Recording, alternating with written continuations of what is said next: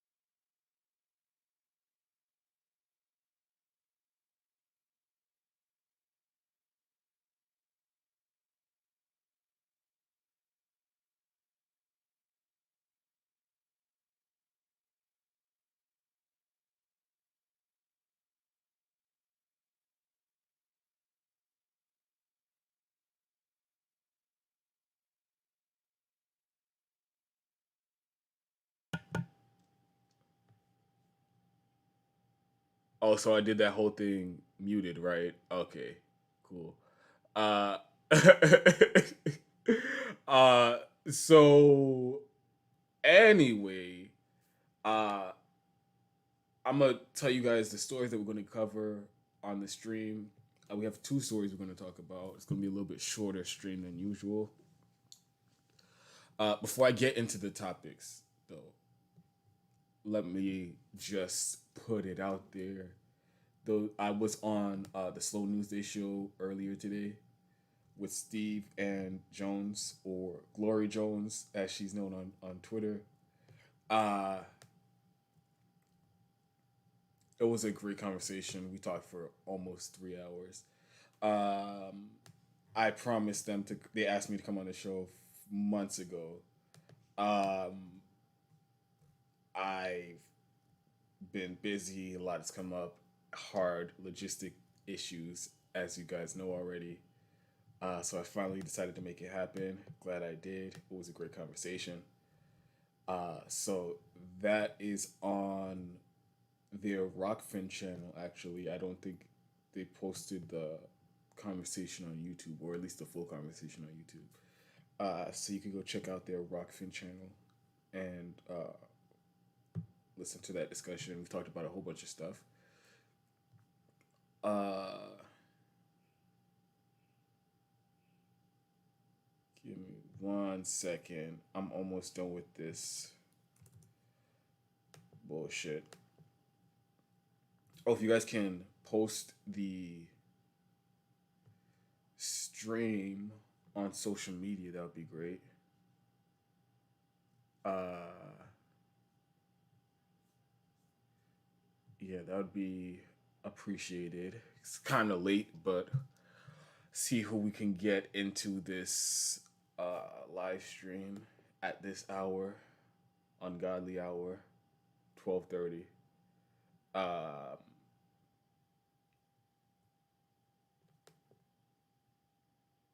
I'm just gonna post this to Twitter real quick, and then we could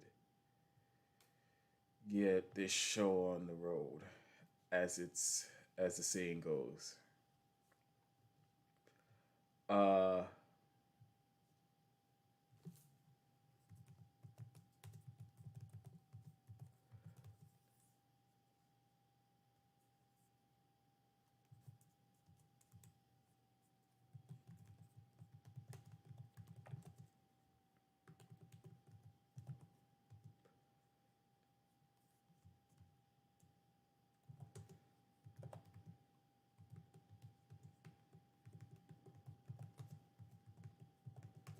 Okay, give me 1 second.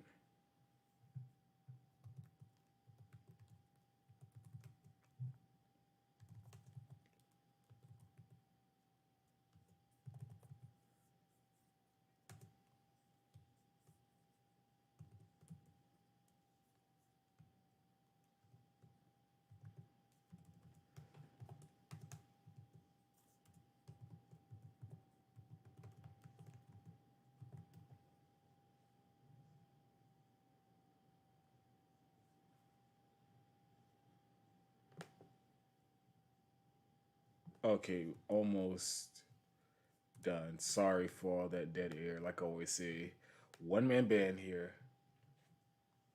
All right.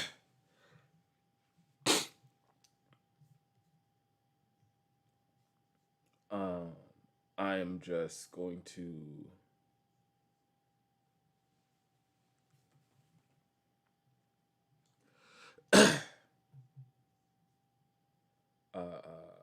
I just have one more thing to do, and we up and running, baby. Uh, where the fuck?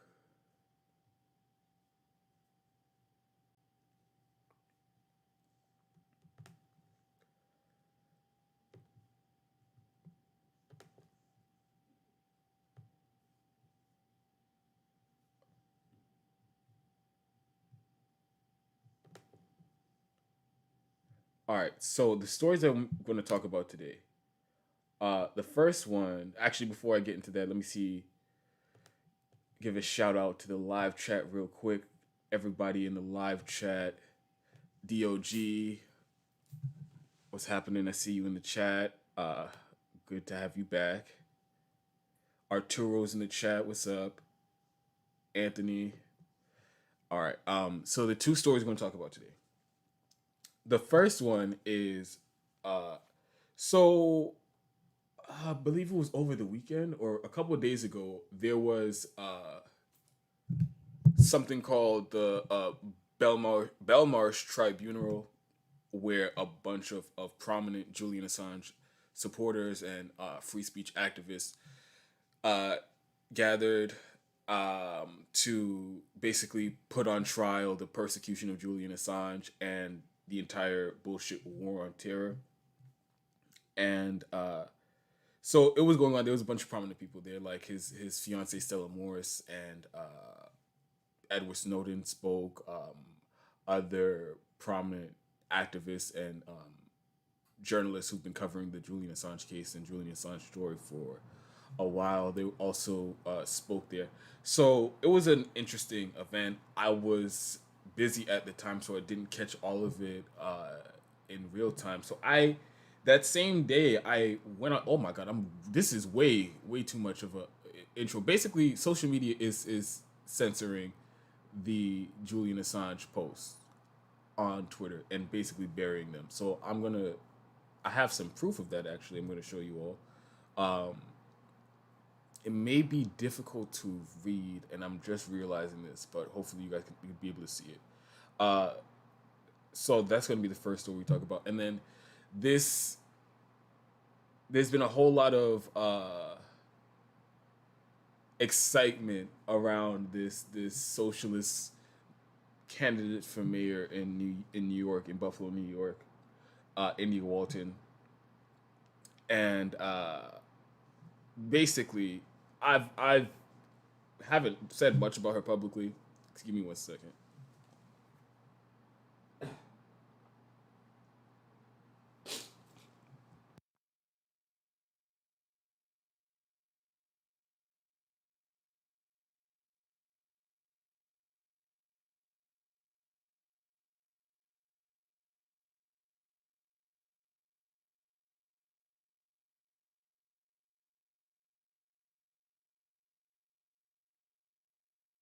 Oh my god, dog, my allergies are killing me.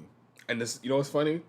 I was just bragging the other day about how my allergies haven't been bothering me that much, and look at me, can't even do a fucking live stream.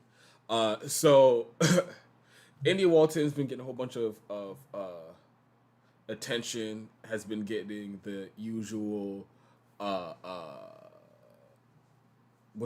how's the saying go? the I don't remember something glove treatment, white glove treatment from left new media, a bunch of uncritical propaganda yet again to prop up a politician that they think is going to challenge the status quo and challenge power. So I haven't really said much about it because from what I've seen, she's hit or miss. She's made some great points sometimes about the corruption in the healthcare system. She's a nurse and she has specific insights on that. And then also, there's been some red flags concerning topics, concerning things have come up. She was endorsed by Chuck Schumer and Kirsten Gillibrand in New York. But also, she did a interview with Jordan Sheridan from Status Quo that I think was not great and worth conversation, to say the least, before everybody goes all in again and like gets their hopes up and dumps a bunch of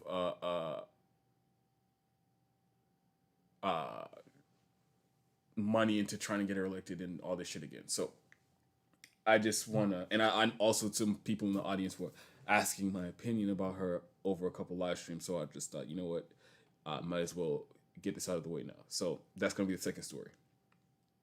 Also, yes, I have been following the strikes that have been happening across the country.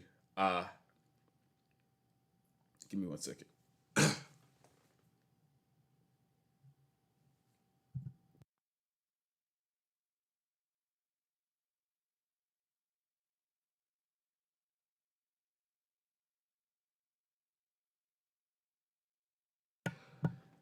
All right.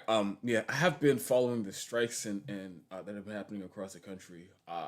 Yes, I do think it's a good sign, but I haven't just jumped all in with the heaping praise on them and doing a bunch of videos, giving them a round of applause yet. Not because of the workers. As I always say, I always support workers creating friction and demanding more from their bosses. What I'm concerned with is that there seems to be absolutely no nuance in the conversation, and there's no, how should I say, acknowledging, like what I said earlier, that workers causing friction is a good thing, but also acknowledging the fact that who is representing these workers in these during these strikes and these negotiations to end these strikes or to avert these strikes. It's the union leadership. They're the ones negotiating with management. And union leadership is not to be trusted. And they have a record of folding and caving for a bunch of bullshit incrementalism. And so, yes, it's a good thing to see these strikes, but I think that there needs to be, now more than ever, there needs to be clear distinction made between the union membership and the union leadership. And there really needs to be an effort to expose how these union leaders are going to kneecap this movement. What they're going to do is, and I'm already seeing it, all these strikes that are happening, all these potential strikes that can happen, they're going to negotiate some bullshit deal, and they're going to tell everybody pack it up, and they're going to waste a giant momentum and wave of energy for strikes for a bunch of bullshit, like Kellogg's. Was it Kellogg's or Nabisco? It was Nabisco. They ended their strike for a couple $1,000 bonus, which I think, like, bonuses to end strikes are a bunch of bullshit, because it's a bonus is gone almost immediately. And if you're going to strike, if you're going to go to that level of agitation and to demand something from your boss, at least get something real and something tangible, something permanent. So I always think that the bonuses are bullshit. But then the only thing that they had that lasts is like a 60-cent raise every year for like the next 4 years or some shit like that. And that's what they ended their strike over. So union leadership is going to go around the country doing a bunch of bullshit like that. And I don't see enough people raising alarms about this. But I haven't done a whole segment on this because I'm trying to figure out exactly how to get my message across clearly. As you guys always know, I do I try really hard to uh form my thoughts before I just come out and speak on any given topic. So it's not that I haven't seen these strikes. It's not that I'm not watching. It's not that I don't think it's important. I would like to form my nuanced opinion and figure out how I can express it. I'm trying to write an article. Uh, Not really haven't. I'm not going to get into all that right now, but just know I've looked into that. But I'm gonna get into the first story in a second. But let me, as always, about to sneeze my fucking head off. So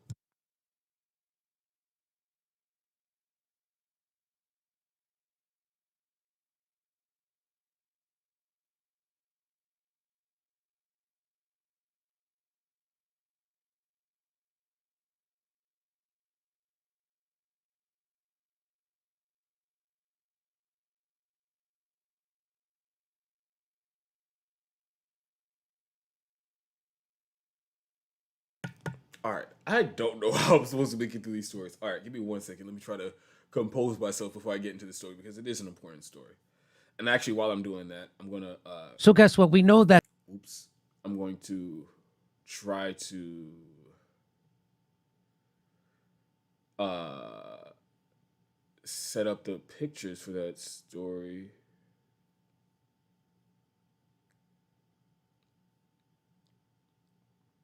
Uh, I think that's it. Uh, I hope it works for you all. And if it doesn't, I'm gonna try to do something. Yeah, I'll do something to fix that. Just give me 1 second, actually.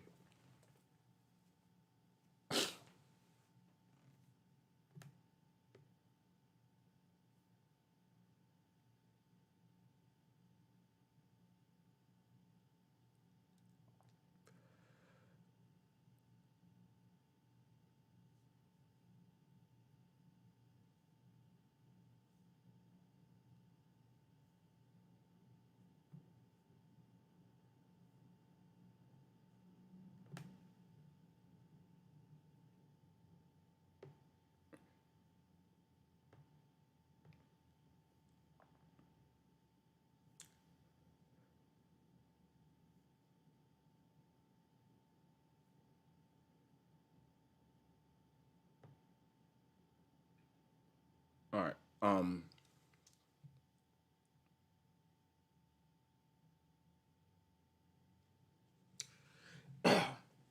Keenan says, use old union stories as examples for your article. They're probably still relevant. That is a good idea. Um, so what I am going to do, like the direction I wanted to take this in, was because there was an article that I was trying to write before a couple of weeks ago, probably over a month ago now. Again, I just didn't get the chance to do it. I think that was right before I went to the, like I had to go to the emergency room. Uh, so it was during the recall election for Gavin Newsom, where I saw that the unions in California dumped $2 million into to defend Gavin Newsom from their recall. And Gavin Newsom has been horrible for workers in California. So that made me look into just how much unions are dumping into uh, anti-worker politicians, and the numbers are unbelievable and are really outrageous. So that's the kind of the direction I was trying to take the article. I don't know for what it is. I can't find the words to put the article because when I write, a lot of times it just comes out, and of course I like edit it and do things like that, but it's just not flowing the way I like. So that's the reason why I haven't finished that article.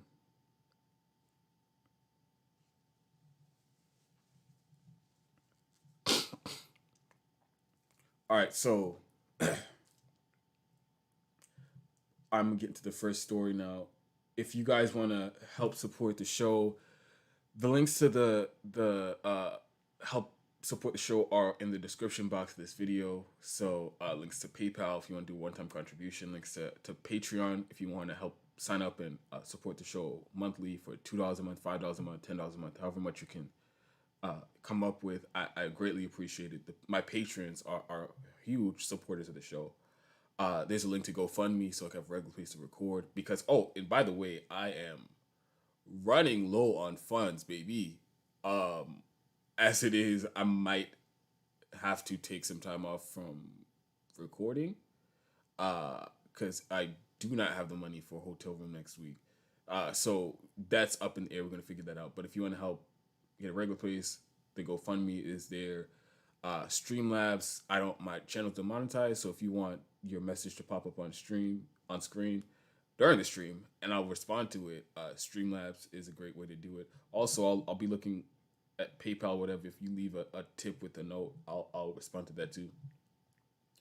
And there's going to be a link to Cash App that's pinned in the live chat, and it's also in the description box. So the first story I'm going to talk about is, first I want to give a little bit update on what's happening with the Julian Assange case. So Julian Assange is still in Belmarsh prison for doing his job, being one of the most consequential journalists of our lifetime and publishing documents that expose war crimes being committed by the U.S. military and covered up by the U.S. government. So he published those documents that were given to him by Chelsea Manning, and ever since then they've been coming for his head. All types of different bullshit excuses and things that they could justify. Targeting Julian Assange. There was recently Yahoo, I think it was Yahoo News, confirmed some reporting from Max Blumenthal in the Gray Zone that the CIA had multiple plans and plots to kidnap and assassinate Julian Assange. But yeah, so he's been in prison. They had the extradition trial or extradition hearing. The U.S. made their case. The Julian Assange's defense made their case.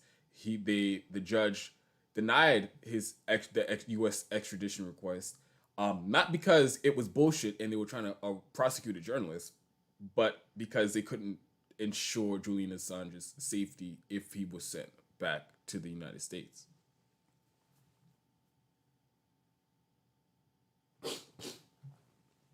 And in the UK, they have you technically not allowed to send somebody to their death. Like somebody who's in the UK, you can't send them to another country to be executed or anything like that. And the judge said that she couldn't ensure Julian Assange's safety if he was sent to a U.S. prison. So immediately, the U.S. said they were going to appeal the denied extradition request. So he's been sitting in prison for months waiting for this. The original ruling was in January. He's been sitting in prison for months. And for absolutely no reason. That's the wild part. There isn't even a charge that he's like convicted of or anything like that. Or any crime that he's accused of in the UK. He's technically supposed to be a free citizen. But they're holding him so that they could craft this bullshit appeal and prevent him from getting any type of diplomatic immunity or anything like that. So they're holding him there in this prison, completely unjust. And so the hearings were finally this week. The prosecution made their case the first day. The defense made their case the second day. I'm not going to get into all the specific details of the hearings and the legal arguments presented, but I will give some like a brief summary. But if you do want more in details on what exactly went on in the courtroom, so many people have done great breakdowns of this already. Kevin Gostola from what's that podcast that he does with Vanya Kolick? Unauthorized Disclosure. He's been doing great work, and it always has done great work covering the Julian Assange case. I'm forgetting this UK based journalist. She's been doing great work, and I also follow her for her updates on the case. Richard Medhurst has done some great breakdowns of the hearings and Convo Couch. So many people have done great breakdowns. So I'm not going to go over all the details again. If you want like the detail of it, go look those places. But basically, he was denied even being allowed in the courtroom to even participate in his defense, which is outrageous. Again, so many layers of outrage in this entire sham process. Denied even being able to make his defense. Apparently, he isn't well in Belmarsh. They're trying to torture him to death, as they have been for a while. And uh, so, what I wanted to talk about, what I wanted to add was so a couple days before the extradition appeal hearing, uh, many prominent Julian Assange supporters and activists and journalists were they held something called the Belmarsh Tribunal, where they basically put on trial the whole bullshit persecution of Julian Assange and the entire war on terror. So many great speakers there. Edward Snowden, uh, his fiancee Stella Morris. Like I said, so many activists and journalists who support Julian Assange. Give me 1 second.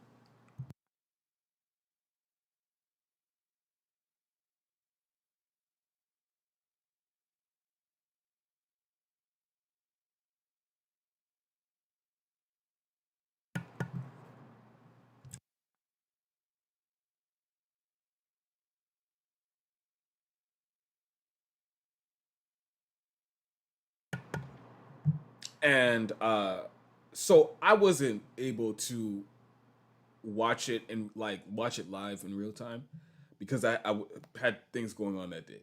Uh, but I was interested, so I decided to search on Twitter to see what I could find on what was happening.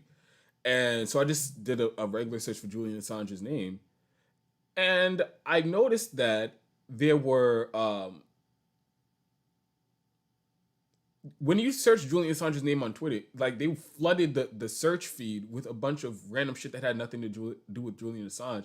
And I looked, and the search term that was popping up was anything with any tweet with the word arrested in it. So that is clearly not an accident because as far as I can remember, I don't think that's ever happened to me on Twitter. Maybe one time or two times, but it on something as specific as this, as the persecution of a journalist by the establishment for actually challenging power, and something that's been buried by the media, and something, a person who's been demonized by the entire establishment and polite society.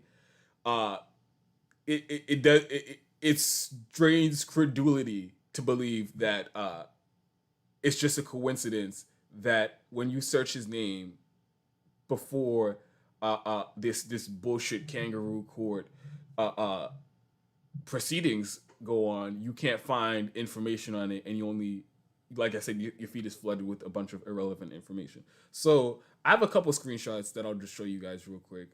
This is the first one, and you can clearly see that in the search bar is Julian Assange's name, and that's not the results that come up. So I have some things to say about this after. So here's the first picture. Like I said, Julian Assange first is what I is in the search bar at the top. And by the way, let me know if you guys can see this. If you need me to make it bigger or something, because when I took the screenshot, I wasn't planning on uh when I took the screenshot, I wasn't planning on using it for the show, or else I would have taken it like horizontally. I just took the screenshot because at the time when I saw it, it was fucking bizarre to me, and I just wanted to screenshot it so I had some proof of it. So this is the first, and I'm looking in the chat, so just let me know if you guys can read it fine. Uh, like I said, so this is a tweet that pops up from AJ Plus, a white teen, excuse me, a white Texas man shot and killed a Moroccan man as he sat in his car, claiming he locked it. Suspicious. 10 days later, the suspect has not been arrested, and that's the highlighted word in the tweet: arrested. Uh, so I don't know why that's the first thing that pops up when you search, or one of the first things that pop up when you search Julian Assange. But again, it's not just that one tweet. The whole search feed was flooded with a bunch of irrelevant shit. This is another one. Uh this is something about NBA YoungBoy being arrested. I'll show you guys another screenshot. Again, more shit about people being arrested have nothing to do with Julian Assange. Another tweet or another screenshot from Twitter. Again, arrested, nothing to do with Julian Assange.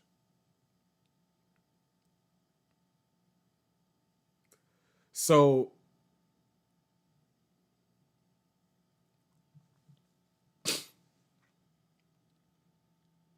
oh, fuck me. I didn't show you guys the other ones. Oh, I did actually. They're there.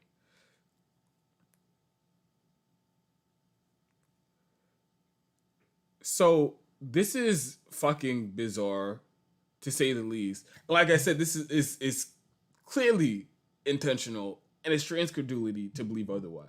So yet again, we're having this conversation about the power that these social media companies have to literally shape reality. Um, you have one of the most historic truth tellers of our lifetime being prosecuted, and the entire war machine is literally trying to kill this man, this journalist, for exposing the powerful. And this is something that everybody should know. But of course, mainstream media is not talking about it, because they just do propaganda for the national security apparatus and the political establishment and the politicians who also want Julian Assange dead and also want to cover up those war crimes.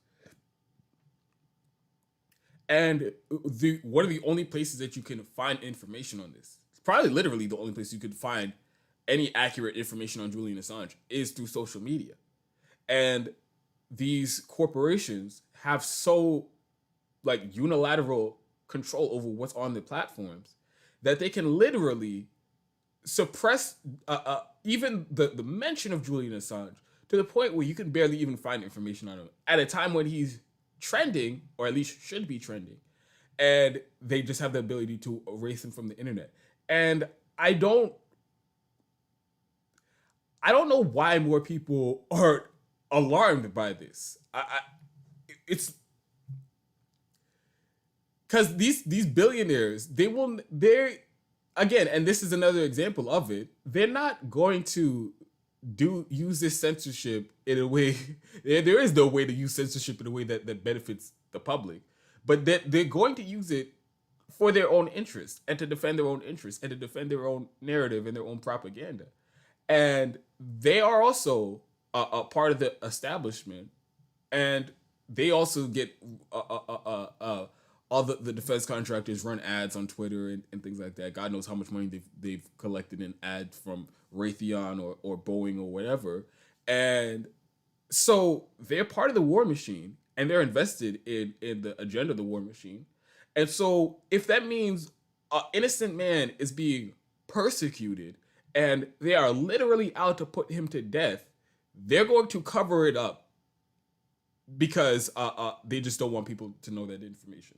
So again, I just, this is, excuse me one second.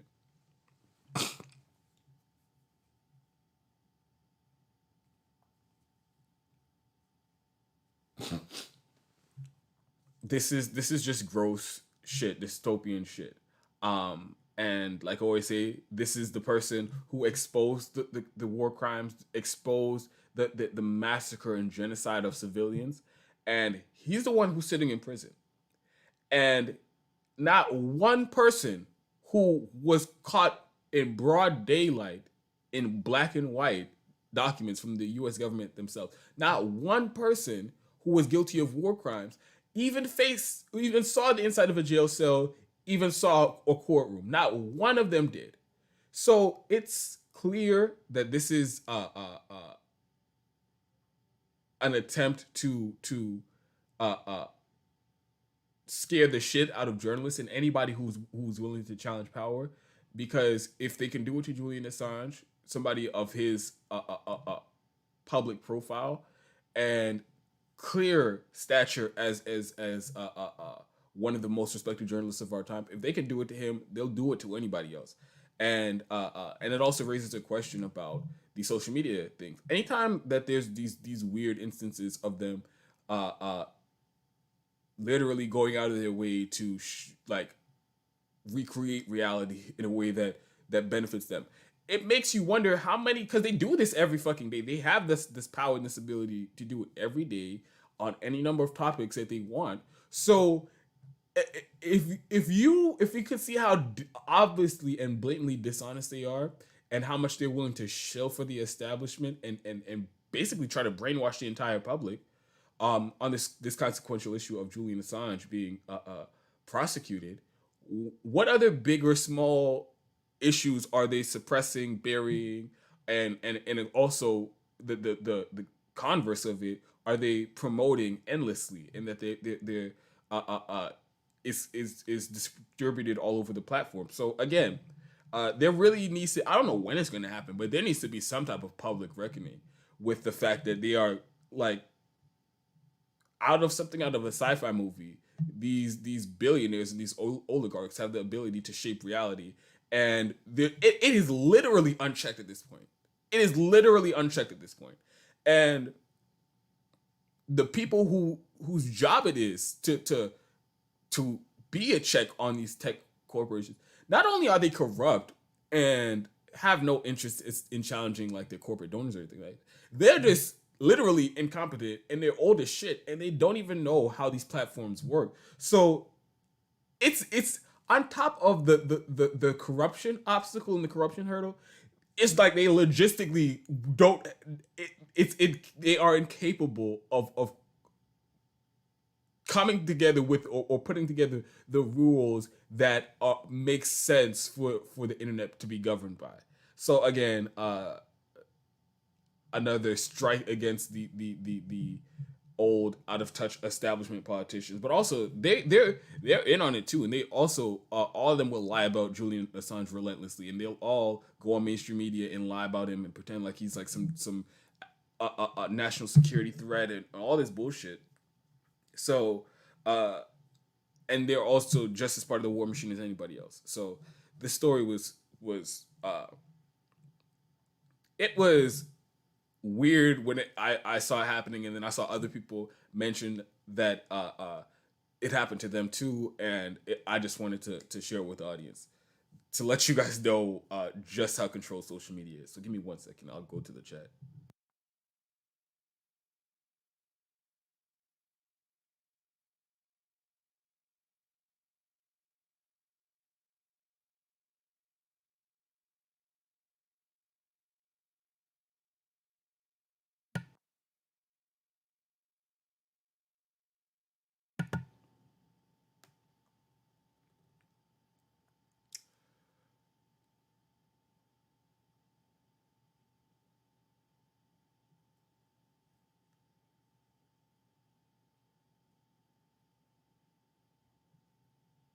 Punk Freud says, if speaking about Assange, they should have at least searched for the word kidnapped instead of arrested. True.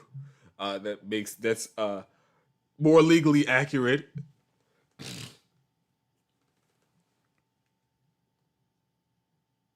DOG says, I'm sure it was an innocent mistake on Twitter's part.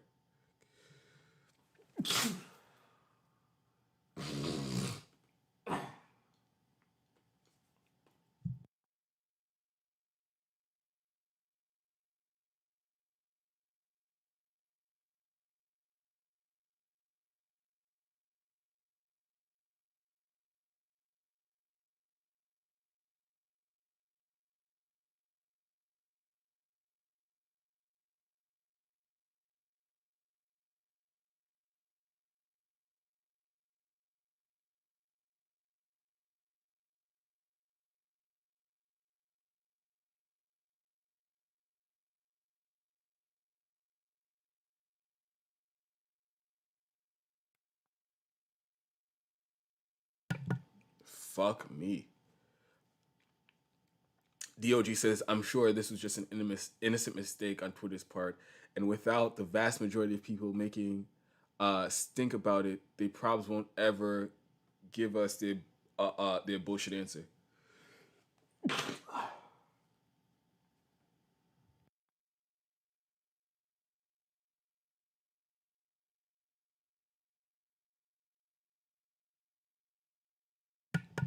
Sorry, Dog. That is a great point. Again, because it's so accepted and not considered controversial that Twitter just literally shapes reality. That they aren't going to face any pressure to answer for this, even though they probably should. Virgil Fitzgerald says, "Hey Dontel, have you heard about the Rumble platform? Jimmy Dore and Glenn Greenwald started channels there and have been growing a lot faster there than on YouTube." Yeah, I've heard about it. I have no idea how you would join though. I would definitely do it. Have no idea how you would join. I guess they're recruiting like some of the biggest commentators, so I am not on their radar. I'm definitely not on the level of Glenn Greenwald or Jimmy Dore. And I believe Kim Iverson is going to Rumble too.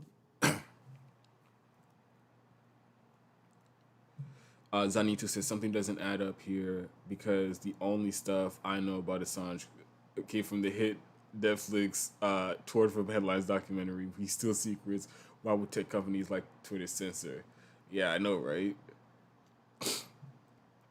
Virgil Fitzgerald says if you start a Rumble channel, you are 100% guaranteed to skyrocket in subs past YouTube in no time without horrible censorship. Like I said, I would do it, but I have no idea how that would even, like, the process to even do that. Ramsey R says, Fred Hampton Leftist Nick shouted you out. Yo, I need to get on a panel with Fred Hampton Leftist. It is so fucking ridiculous that it's been so long and that I haven't been back on, or that I haven't been on with Nick at all ever, or that I haven't been on with Rome. I've interacted with them on Twitter so much. Me and Rome actually spoke on the phone a while ago. I don't know why the fuck we haven't been on, but this is ridiculous at this point. I'm trying to get. I'm trying to get on and speak with them. So many great people that I want to talk to and have conversation with the Fred Hampton Leftist. I already spoke with CJ and I've spoke to Sabby a couple times. Jay, and I still haven't spoke. Like I said, still haven't had done a show with Nick. Haven't done a show with Rome. Haven't done a show with Afeni, who amazing activists. Definitely want to speak with all of them. They do great work at Fred Hampton Leftist. And they've also added some new people. Kamali, who's been a friend of Fred Hampton Leftist and other streamers.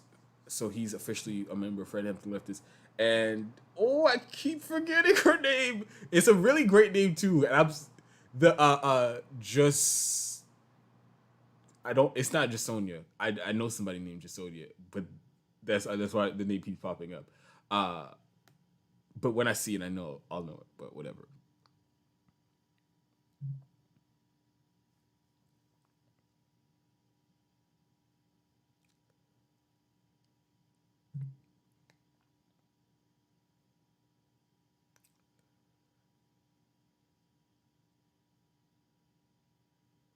Zanitu says they're doing this to Assange because he's the whitest guy on the planet, saying, "Hey, look at what we're willing to do with the rich white men who cross us."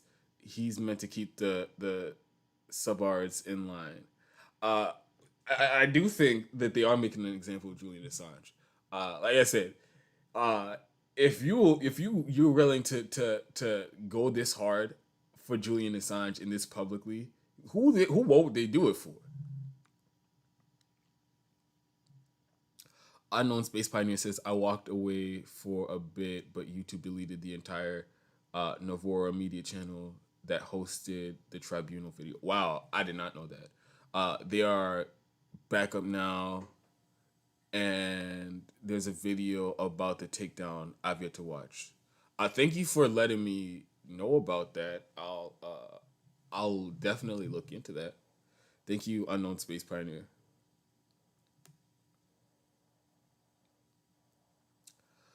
Arturo says, "Oh, you were responding to Ramsey or RJ Ramrod. What's up? I remember I've seen you. Might have been in a live stream before, but I know I've seen you in the comment section." He says, "Yo, I just got here and I'm not sure what we're talking about, but are people being censored for mentioning Julian Assange or something?" Yes. Uh, uh, they are literally trying to bury Julian. Like, if you search for Julian Assange on Twitter, they will bury it and uh, uh, under a bunch of irrelevant shit that you didn't search for.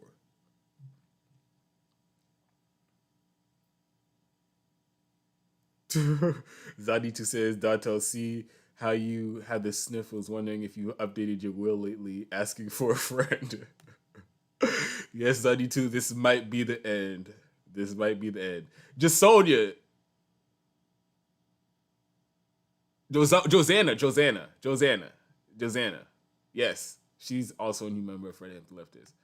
Uh, DOG says, "Yo, who is Liv? I saw her on Fred Hampton Leftist." Oh, she's also an activist who's joined the network.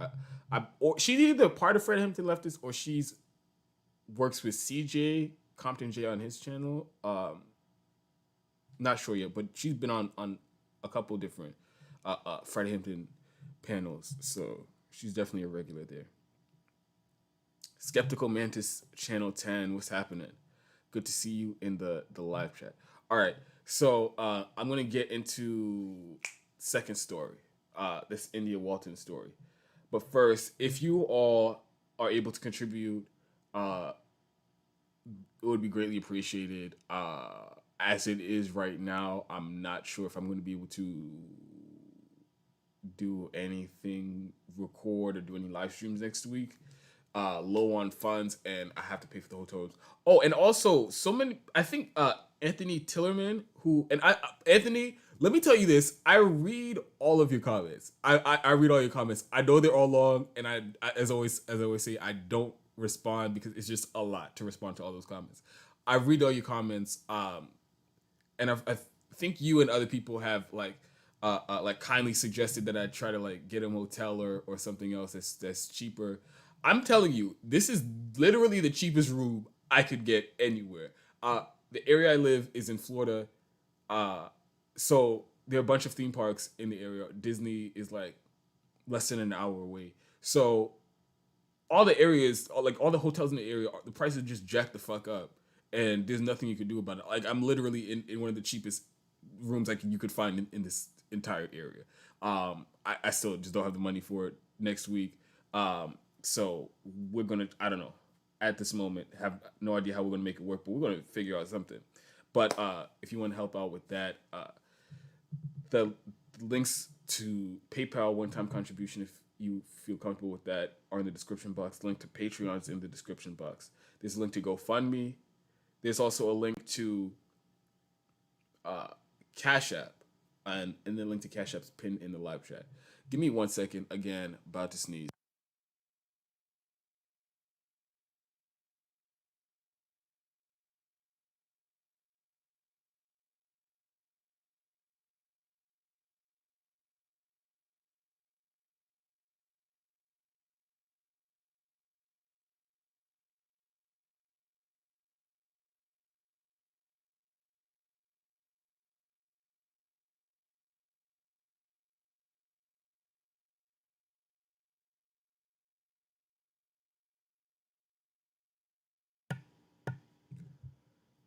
Um, Zanito says, "Well, you don't read all the comments. Sometimes the comments end up in comment jail with all the other bastardized comments." Yes, that is true.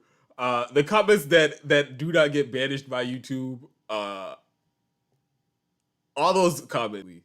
See, oh my god, what was that? Did that end the live stream?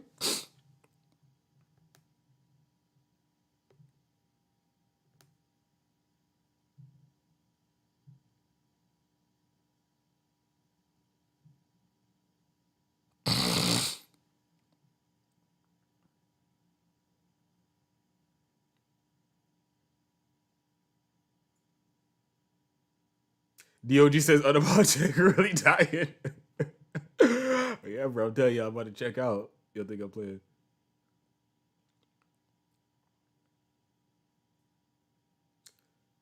Um, okay, so apparently it did. So, like behind the scenes, there's like a timer for how long the stream's going. It's completely restarted, which is bizarre. That's why I asked if like everything like flickered for a second, and then the timer restarted at zero. That's why I thought the stream ended. But apparently it didn't. It just glitched. It happened to me one time before. But we all right, baby. So I'm going to set up that India Walton story. I'm gonna make sure it's in the oops. And oops.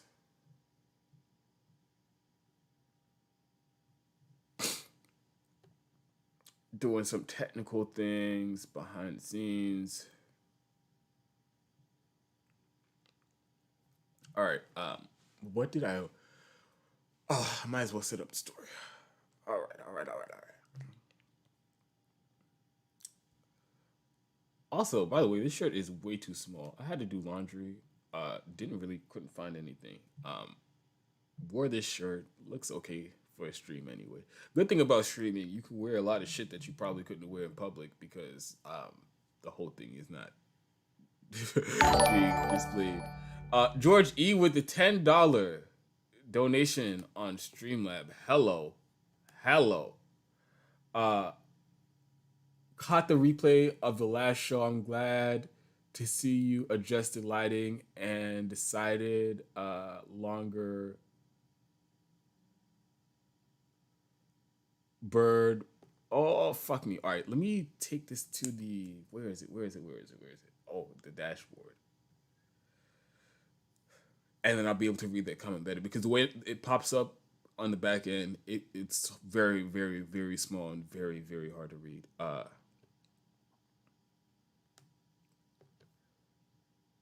Let me.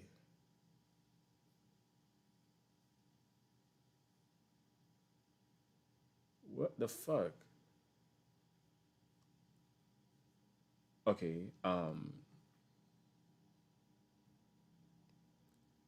There. I think that should be it. That is not it. Okay. There we go. George E with the $10 Streamline donation says, caught the replay of the last show. I'm glad to see you've adjusted the lighting and decided to no longer burn your retinas out. At one point, I thought you were on fire, but it was just a smoke from my pipe. Uh, yeah, man, that weed would do it to you sometimes. That weed would do it to you. Uh, Give me 1 second. Let me get back into the to Streamlabs. Uh, uh, what was I? What was I? What was I? What was I? Oh, about to get into the Indy Walton. So there's been a lot of fanfare, hype around this socialist candidate for mayor in Buffalo, New York. Uh, the usual suspects on the left, prominent left figures, propping her up and acting like this is gonna be the one, guys. Actually, give me 1 second.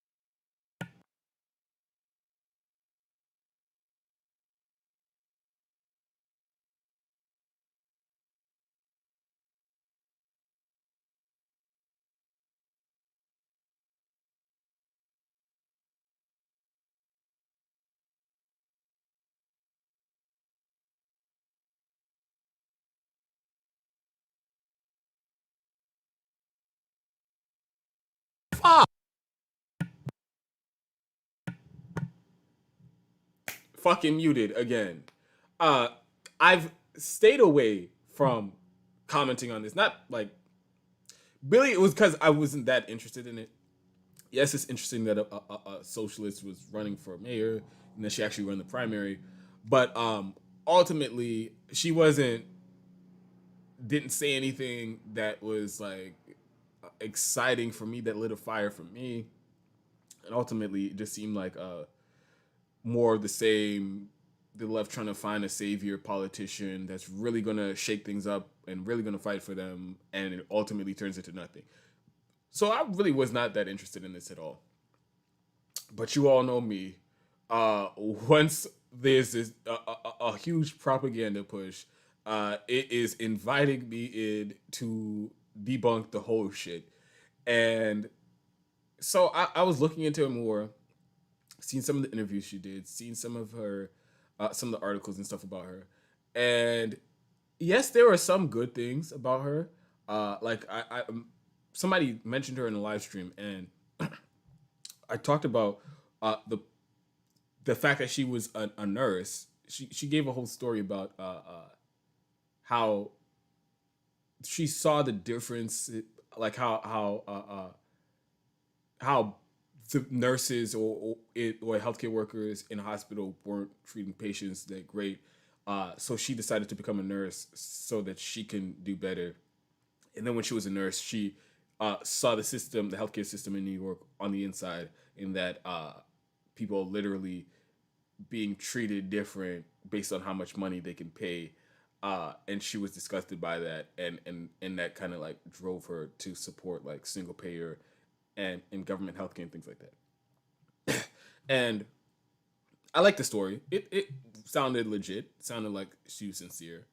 But ultimately, where I'm gonna pound the gavel here is not, oh, is she a good person? Did she say things that I like? It's, do you understand the dynamics of the way the system's working right now? And are you up to the task of really challenging power? And on that question, I do think it's safe to say India Walton fails. Give me 1 second. Let me plug my laptop in before it dies and kills this whole stream. But so first of all, just days ago, India Walton was, oh, great, still no charge.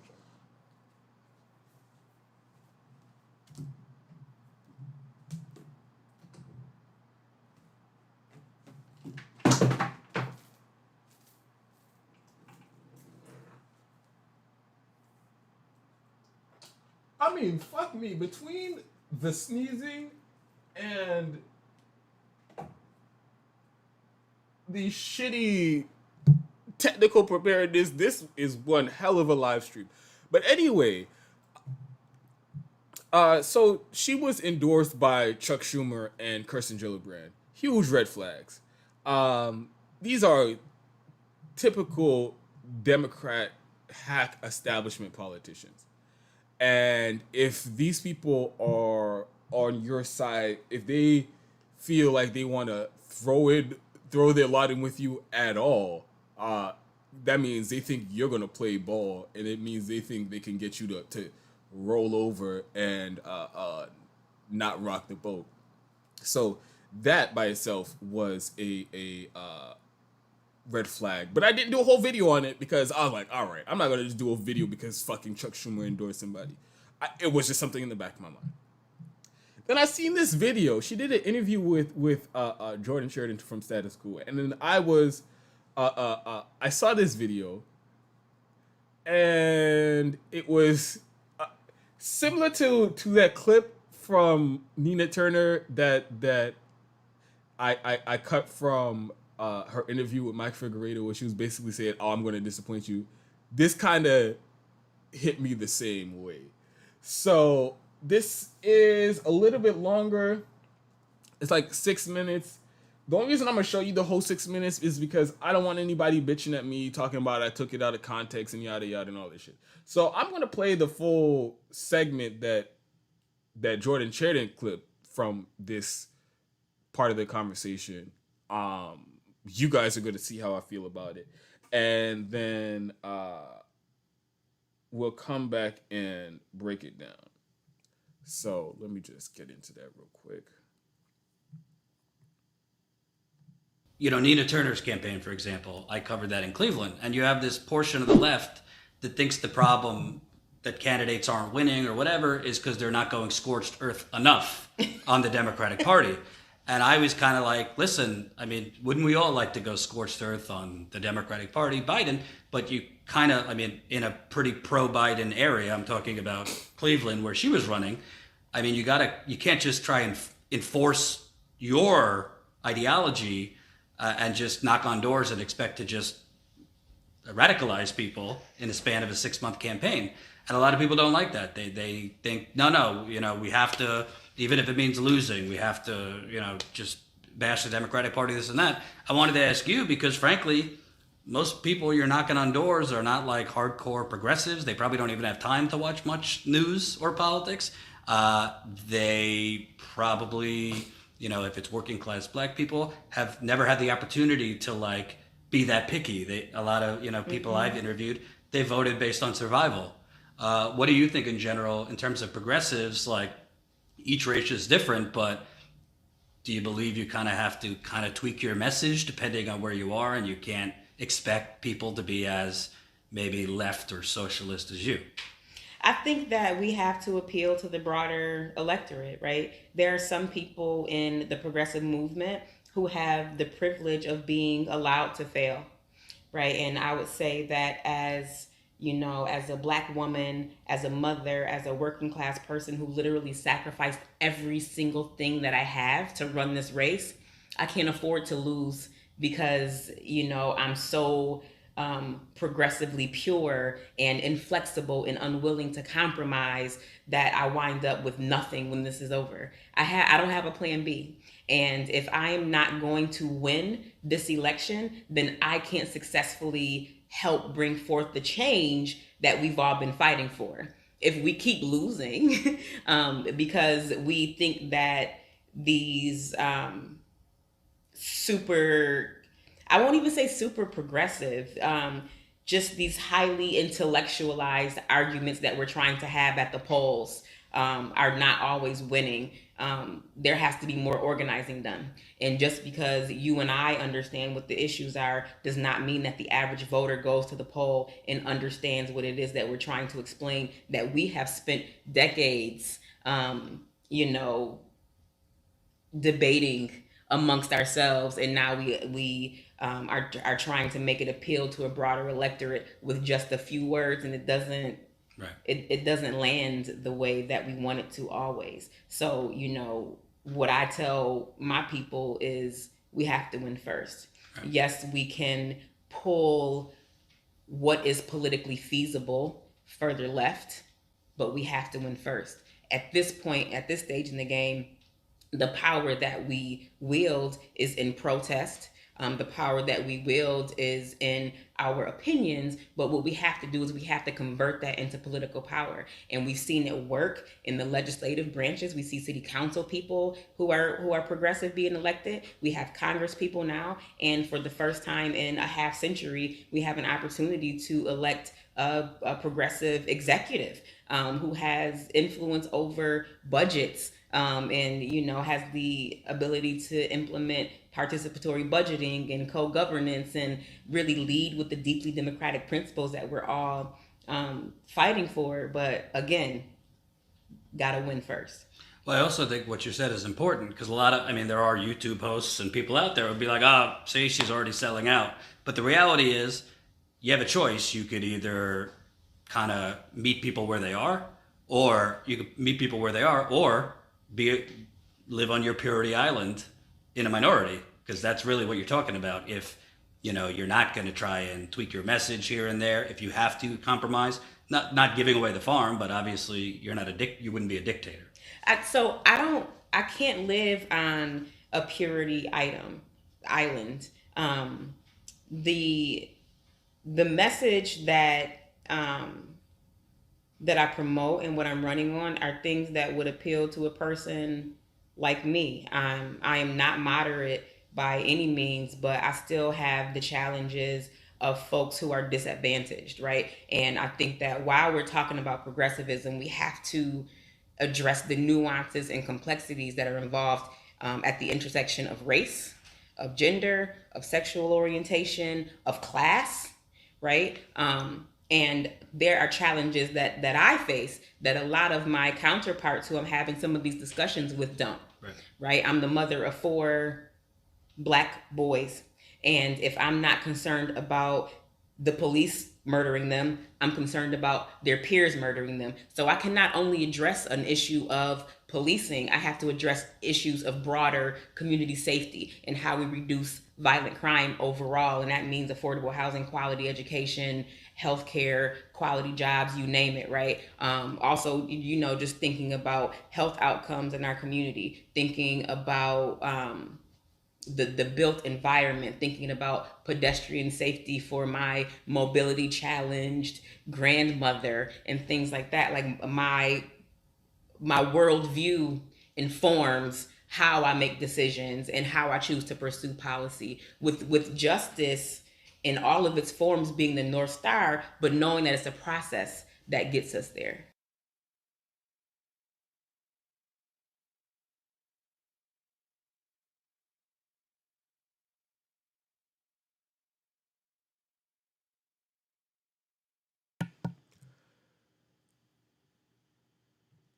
All right, so you all saw why I wanted to talk about this.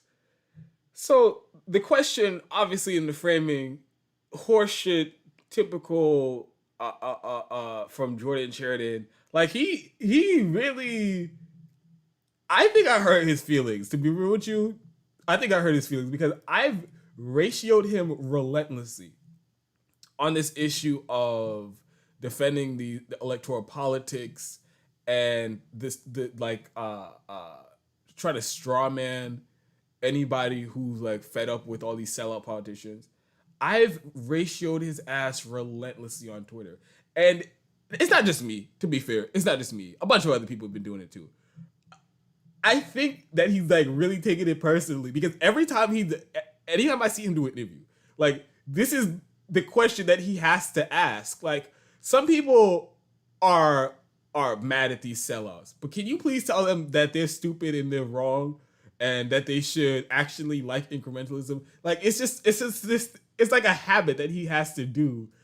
Like he needs this validation so that he doesn't have to admit that he was wrong on this. But that's neither here nor there. We all know this is the typical of Jordan Sheridan. And then India Walton, she goes along with this. And this is not the first time I've seen her give like an answer like this. And so she comes out with what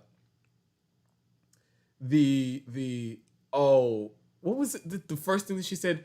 Oh, some people have the privilege to be allowed to fail. And she says, and I'll get to that in a second. But what really was a red flag for me was when she said, basically, oh, I've put in all of this. I've risked so much. So I have to win. And so her calculations is she put her life on hold, her job on hold. She took a big risk to run for office and that she has to win. Even if, no matter what, at any cost, the way that it came out of her mouth, it seems like at no matter any cost, she has to win because there's so much on the line for her personally. And that is a giant red flag because like I always say, the issue here with these politicians who claim to have left policies is they are not willing to they aren't willing to advance the policy agenda if that means it comes at any type of personal cost to them. Their career and their advancement in their career is priority above telling the truth about how insidious the Democratic Party is and actually fighting the establishment and rocking the boat. And that's what that answer reeks of to me. it sounds like, hey guys, yeah, I know we're talking about all this revolution and all this shit, but bitch, I gotta pay bills. And if I gotta sound like a fucking moderate Democrat to win enough votes to win this race, that's exactly what I'm gonna do. And my issue is, if you do it to get elected, and if it's your personal situation, and I'm not saying that she shouldn't have any, that if she's wrong to be concerned about her personal situation, but that cannot be paramount if you're running to be a public servant.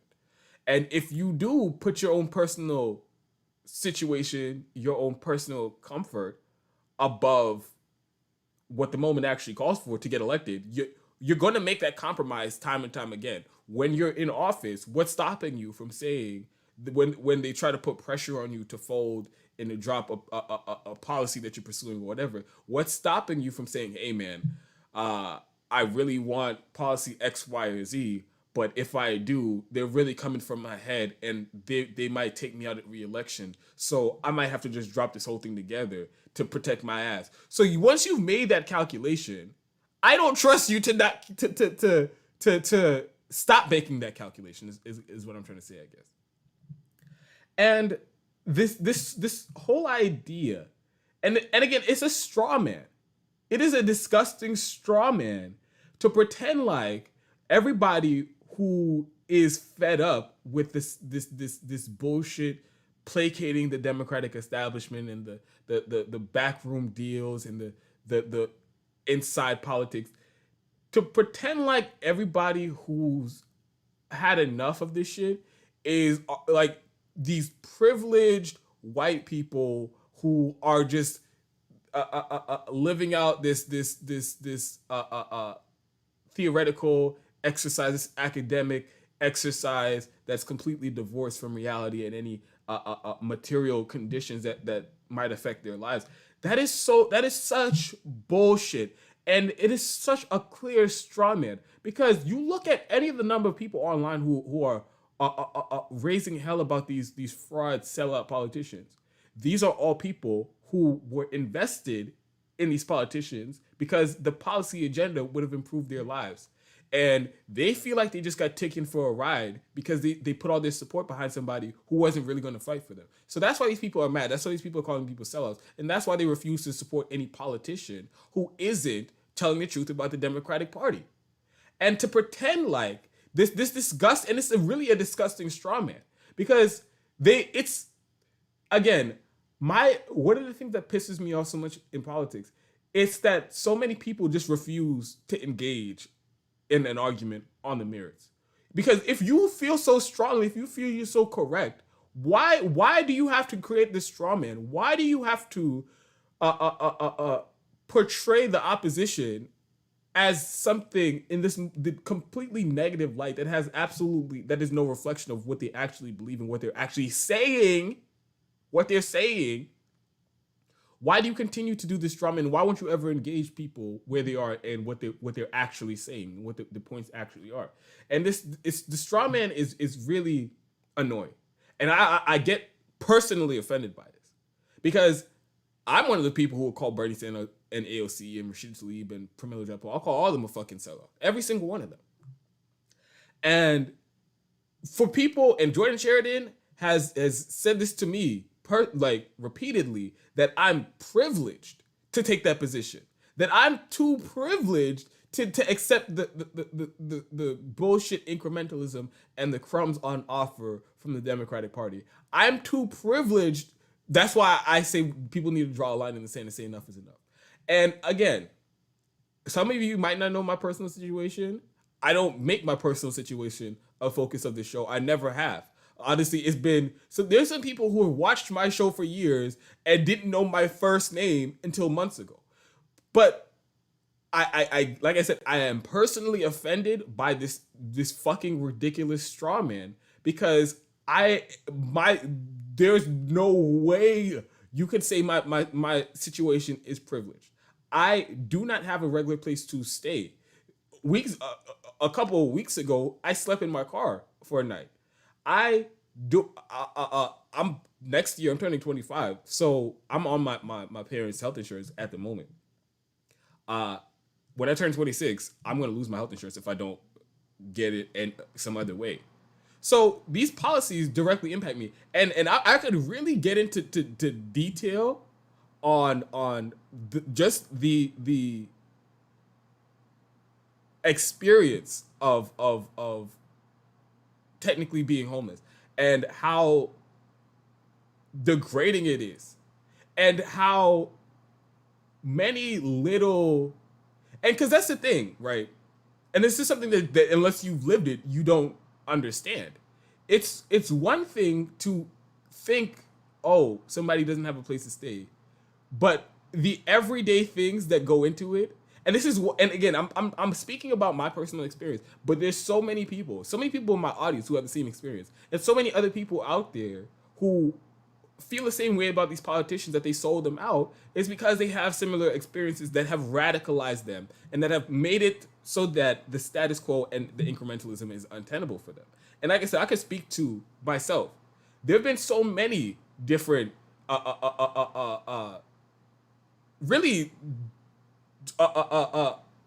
just horrible things that I have to experience. And it's completely unnecessary. It doesn't have to be like this. I don't have to live like this.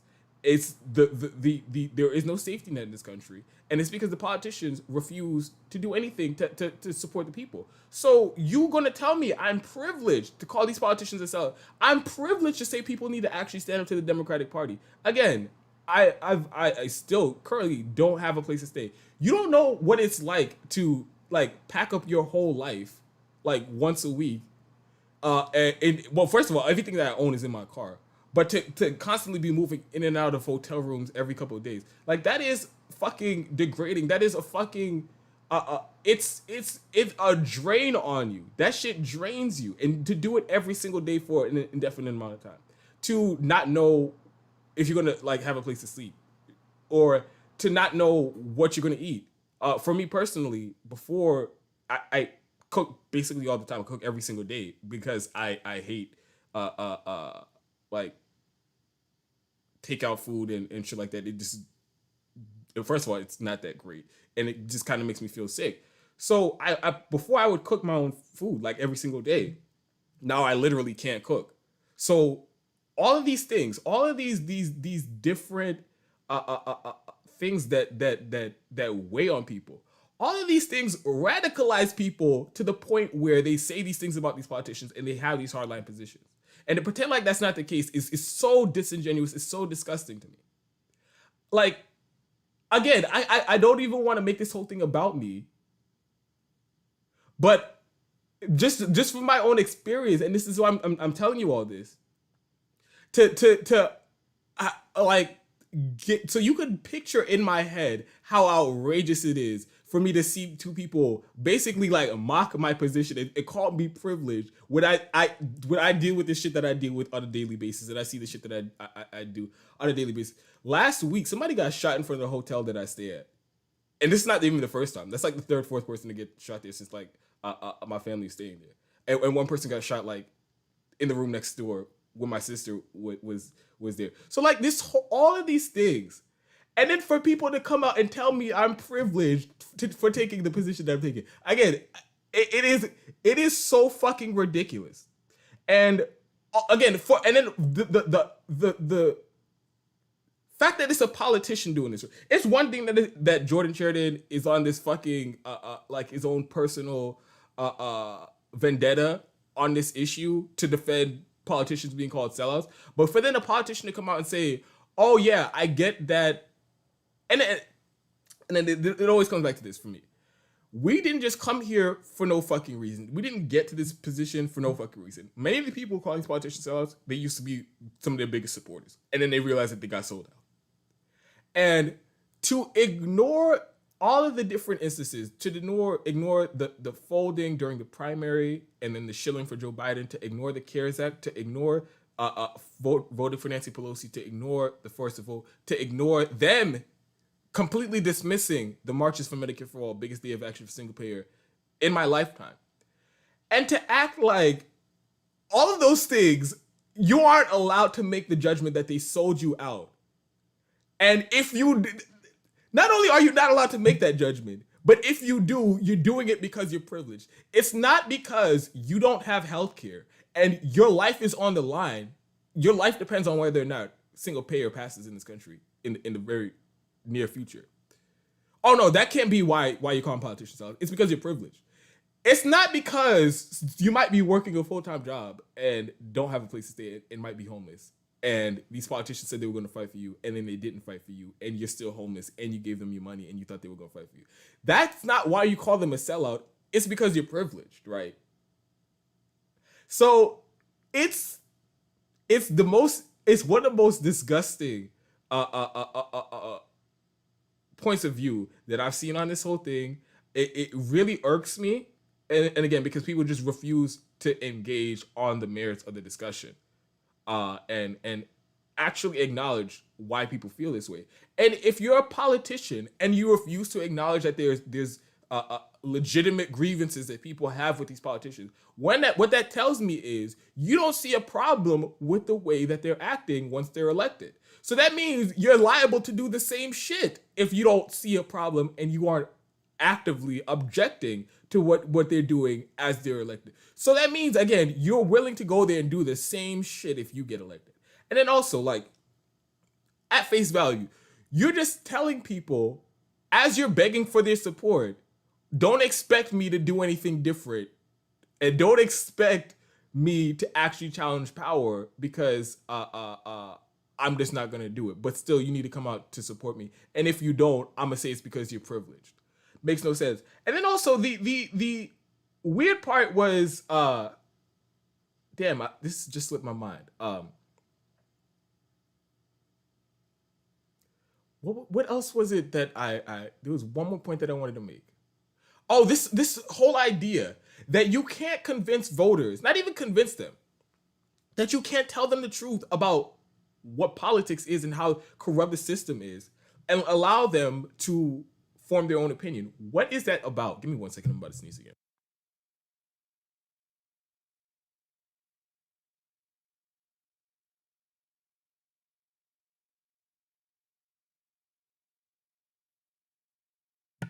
And this is something that I touched on when I wrote that article about Nina Turner. Like this idea that we have to walk on eggshells with these dumbass, ignorant ass voters who are incapable of being spoken to as functioning, capable adults.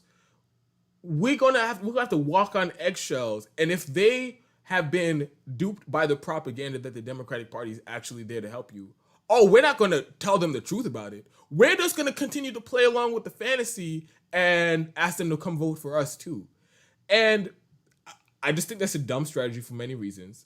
It's been tried endlessly, and every time these people who claim to be on the left try to sound more like corporate Democrats, you lose your support and you end up losing your race.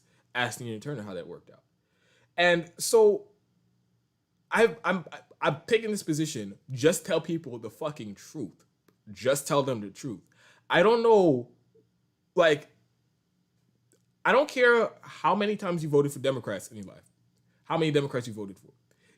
If I told you right now, Democrats have complete control of government, and they can give you health care right now and make it free at the point of service, but they won't do it because they're corrupt. And I will tell you all the ways how they're corrupt, how they're beholden to the healthcare industry and big pharma, and how they'll prioritize corporate profits over your own health.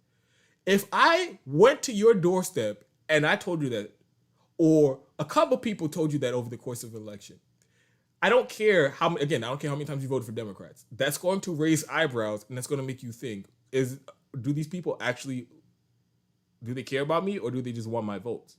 So this idea that you just can't be straight up about the corruption in the Democratic Party and why shit is as fucked up and why government is as unresponsive to the public as it is, and you have to just like pander to these conservative voters, I think that's fucking ridiculous. Because at the end of the day, what matters to people is their material conditions. And if you could explain to them how one side is not going to improve your material condition, or one candidate isn't going to improve your material condition, but I'm going to, and here's my exact strategy of how I'm going to shake shit up so that I can get policy X, Y, Z to improve your life. I don't know why people act like that's just an impossible thing and we can't even do that. So and also, if you buy into that logic that we can't convince voters to agree with your point of view, which is the whole point of fucking politics to begin with, is to convince people to be on your side. If you're going to forego that and be say, oh, we can't do it because it's an election and we have to win, so we have to not tell the truth, we have to play along with the corruption, and we have to pretend like we're good old pals with the corrupt politicians. Okay, so is there any time where that project is going to take place? Because you're always just going to keep making excuses for why this isn't the time to tell people the truth about the corrupt system. And what are you going to end up doing? Perpetuating the corrupt system. Because you've never really explained to people who's working against them and who's working for corporate power and why they're doing it. You never really explain it to them. So that myth, if that's what you think voters have in their head, you never taking the time to debunk that is just going to lead to more people believing that, and you will never advance your policy agenda. So again, explain to me at what point in your strategy do you ever convince people that the Democratic Party is corrupt, or do you plan on never doing that? And if you never plan on doing that, that's everybody's answer to whether or not you're going to challenge power.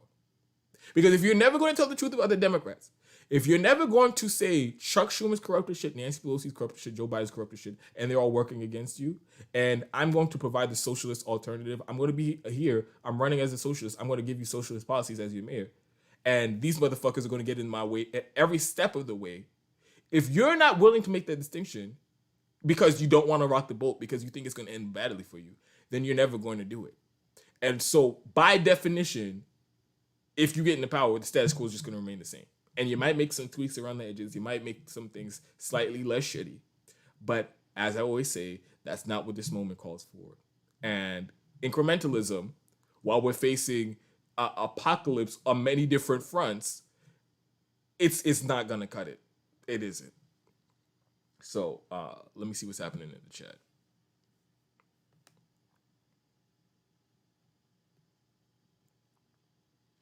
And if you guys want to help support the show, links are in the description box. PayPal, Patreon, GoFundMe, Cash App is pinned in the live chat. Greatly appreciated. Give me 1 second.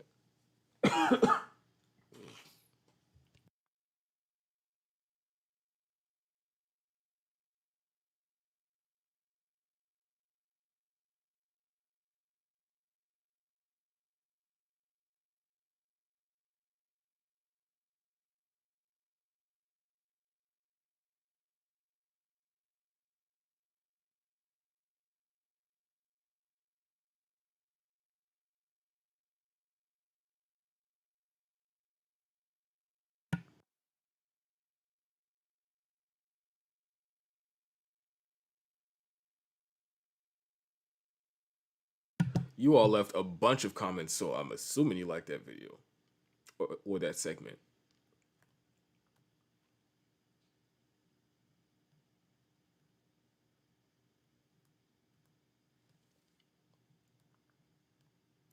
Wow, I'm trying to go back to the beginning when I first started the segment, but there's so many comments. There's no way I'm going to read all of them, but I'm going to try to get through some of them, or as many of them as possible.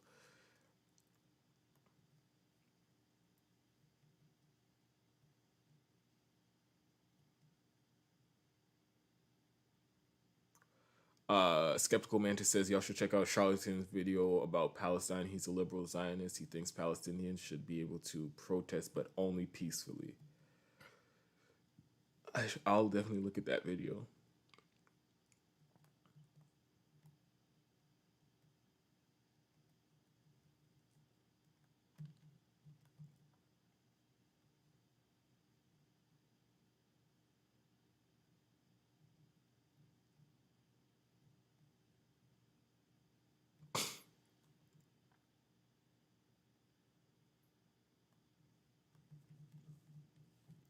So there was a lot of commentary on Jordan Sheridan's position on Israel-Palestine. So apparently that's a controversial one. Might have to look into that. I saw he was being compared to David Pacman, which is not a good comparison to draw on the issue of Israel.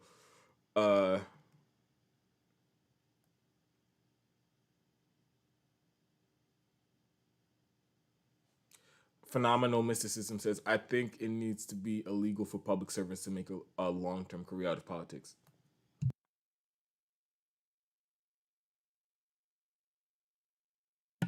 That is actually a very great point. I've always been sort of like, it was hard for me to really find a argument against term limits, other than like, oh, there might be some really good politician one day, and then what if they have to just leave office because the term limits. But more than anything, that's like kind of a fantasy, and the reality is most of these politicians just go in there and live off the grift. So if that scenario did pop up, it would be like literally 1 in a million. And one of the examples that I would say used to say against term limits was Bernie Sanders. Like, oh, if we had term limits, then we wouldn't have Bernie Sanders. Well, it turns out that wouldn't be too much skin off my back. So I'm all down for the term limits. I don't think that this should just be one big ass money making operation. The whole point of it is public service. That's why you are a public servant. And people act like, and honestly, I think there should be very strict rules as to what public servants could do after they leave government. I don't think they should be allowed to be lobbyists and executives on corporations and joining the boards of corporations and doing all these things for industry that they did favors for when they were in government. I don't think that should be allowed at all. If you're going to take the it should be considered a sacrifice to become a public servant. So that doesn't mean, oh, I'm going to take this job and I have freedom to do everything and cash in off of my position in government. No, it should be a service to the public, and it should come at some cost to you, some personal cost to you. And if you take the role as becoming something like a politician or like a congressperson, a senator, a governor, or something like that, then it should be something there should be a sacrifice to that. And if that means you don't get to get a nice high paying corporate job after, oh well. If that means you have to live off of some like government pension or something, that's what it is. Many people do that. So this idea that, where it would be unfair to them to limit their possibilities outside of government, no, I don't think so at all. And I think that would be you have a much better chance at getting the right people into those positions if there is no possible giant payday, corporate payday at the other end of it. So the only people who would be interested in those positions are people who actually want to serve the public. So there is no argument against term limits.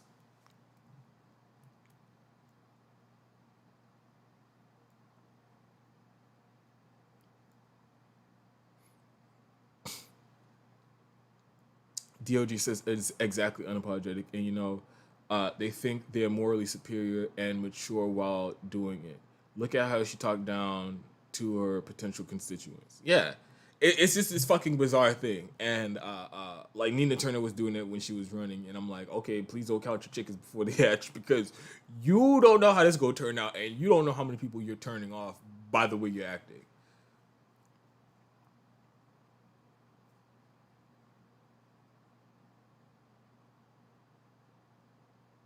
Zanita says Jordan always conflates voter messaging from governing tactics. He talks about the everyday uninformed voter, but then says if they find out you'll force to vote, you won't get elected. Which is it?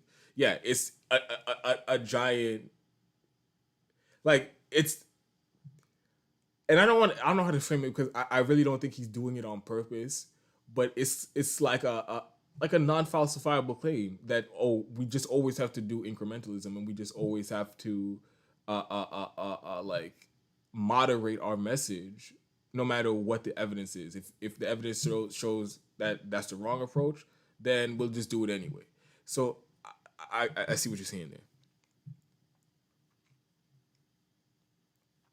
DOG says, I used to watch Amazing Atheist. He was on the same shit when it came to force a vote. Man said, I don't want to lose. I only want to win.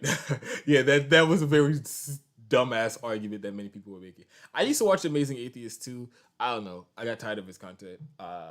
Honestly, oh, and by the way, we had an exchange on Twitter, and I'm pretty sure I ratioed his ass, which is hilarious because I think he has like, I know he definitely has 1 million subscribers, and he has to have like hundreds of thousands of followers on Twitter. So that was funny.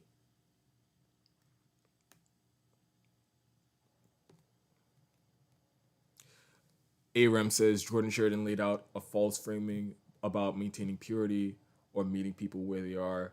There's an assumption about where people are, what people are looking for is not progressive. And that's what I'm saying. Like, that's just an assumption. Because if I guarantee you, whatever people you think are conservative in a district, if you tell them that they could get healthcare free at the point of service, I don't care what ideology they are. If you can actually convince them and show them how many other countries around the world have done this, and it can very easily happen here, but politicians are just corrupt. I don't know. I don't care where they think they fall on the ideological spectrum. I'm pretty sure you can get somebody on your side with a simple message like that.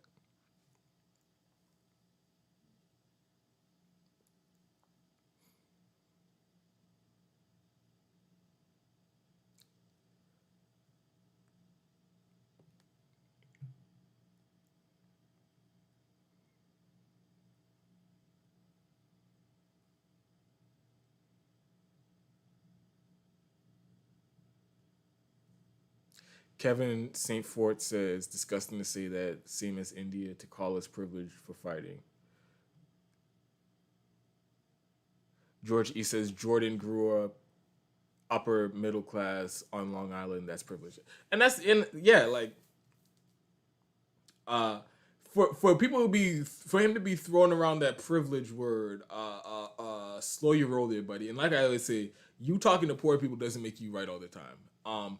You can definitely gain some insight from what he does with his speaking to Flint residents and his eviction tour, homelessness tour that he did across the country. You can learn from them definitely, but like how I just gave you a little brief taste of how fucking horrific daily life is when you don't have money.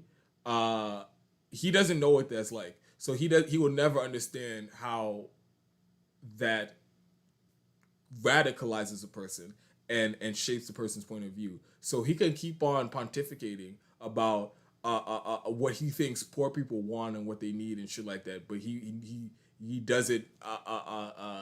He's never lived that life.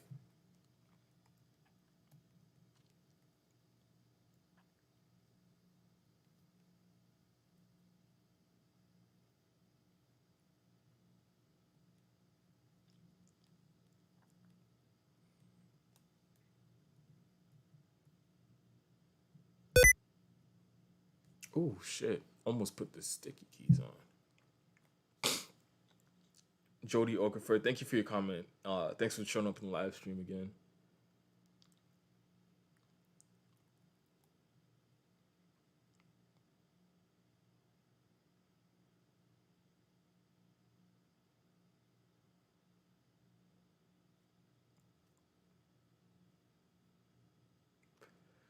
Zanito says, Dante, here's the other way to get healthcare. When you turn 26, go to the ER, say you have chest pain. That is the most important part. Use a fake name. Use the name of a local congressman. True.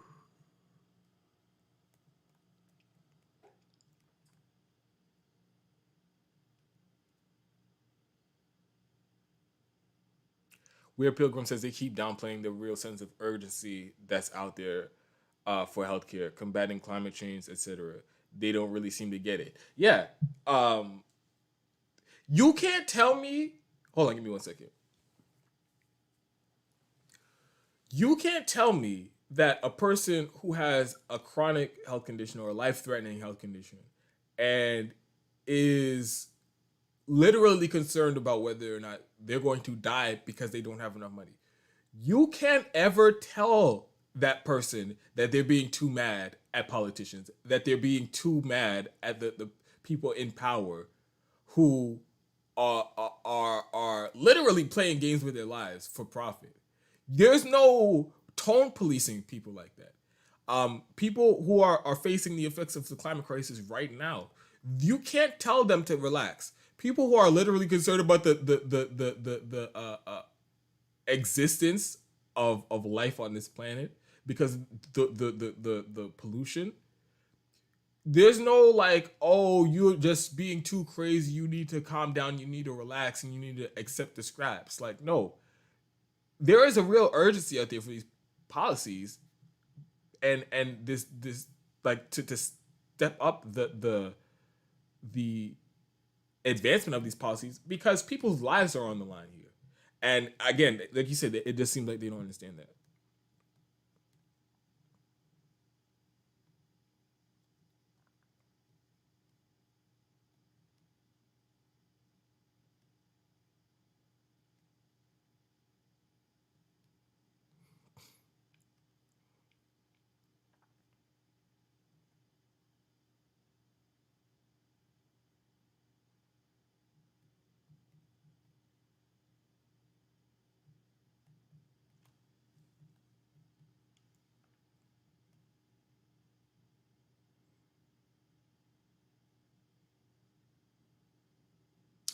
Uh, Hypatia Muse says it's outrageous what Americans lack compared to public benefits and workers' rights in the rest of the Western world. It's maddening more Americans aren't demanding more. Yeah, it really is like living in fucking bizarro world, like some Twilight Zone bullshit where everybody's been brainwashed into thinking like this shit is okay. And this shit is literally as far from okay as it could possibly be.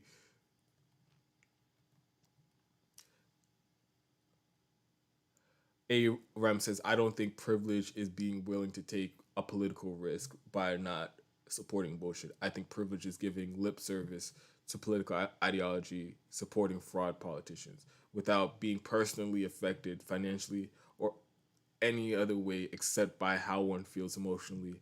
And those feelings of disappointment only happen if a Republican wins office. Ashura says, I hate when Jordan and his dumbass subs use his reporting to hide both him and his co-worker's shady side of them. Yeah, love to hide behind the, oh, I talk to poor people, so you can't say nothing. You can't criticize me, and I'm never wrong. Okay, Jordan. I talk to a lot of poor people, too, and I'm one of those poor people. So what is that? Do I have, like, an extra God tier level of immunity for being wrong now?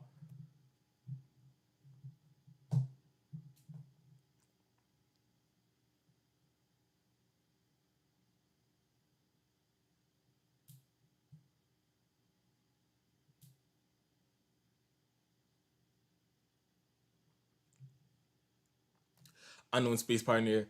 I read your comment about how like neither party gives a fuck about you if you don't have kids and you're basically not a contributing member of society. That is such a weird fucking thing. That has been so normalized with the fucking means testing and all the bullshit here in the US. Like one of the most widely accepted versions of means testing is, oh, do you have kids? And if you don't have kids, well then you're just not gonna get anything. And if you do have kids, we'll give you some scraps. Bitch, what about regular people, like regular singing people who are poor? Regular people who are married are fucking poor. Like, you don't think they need assistance? Like, it's just specifically reserved for the people overpopulating the planet. All right, that makes a lot of sense.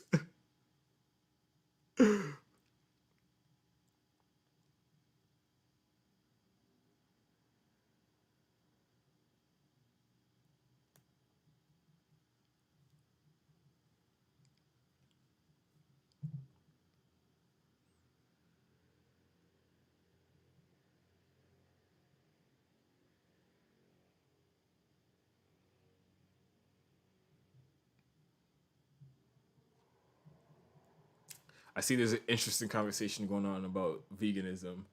I have not gotten into all of it, to be real with you, so I don't want to jump in there. But there's definitely a conversation I'd like to have on the channel at some point in the live chat.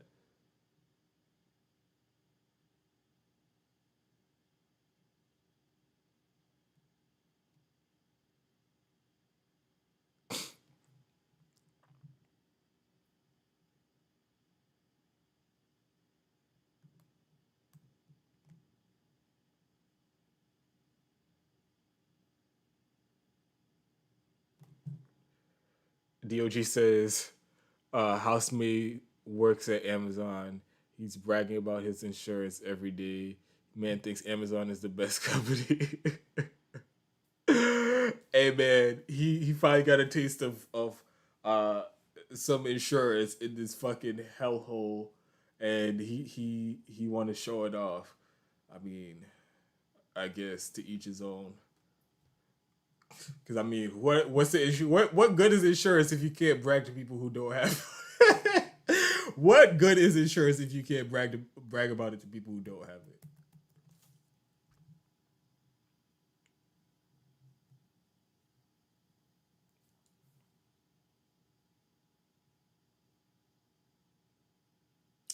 Zanisha says, I'm so poor, my tweets are delivered by ravens.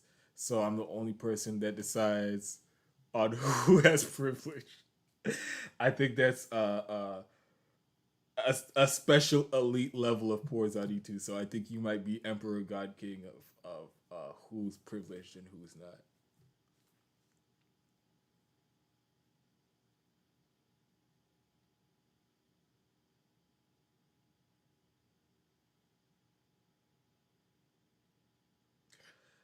Hypatia Muse says, good night all. Gotta get up and do work tomorrow. Take care. Great channel. Good night. Somebody has to be productive and actually do things tomorrow.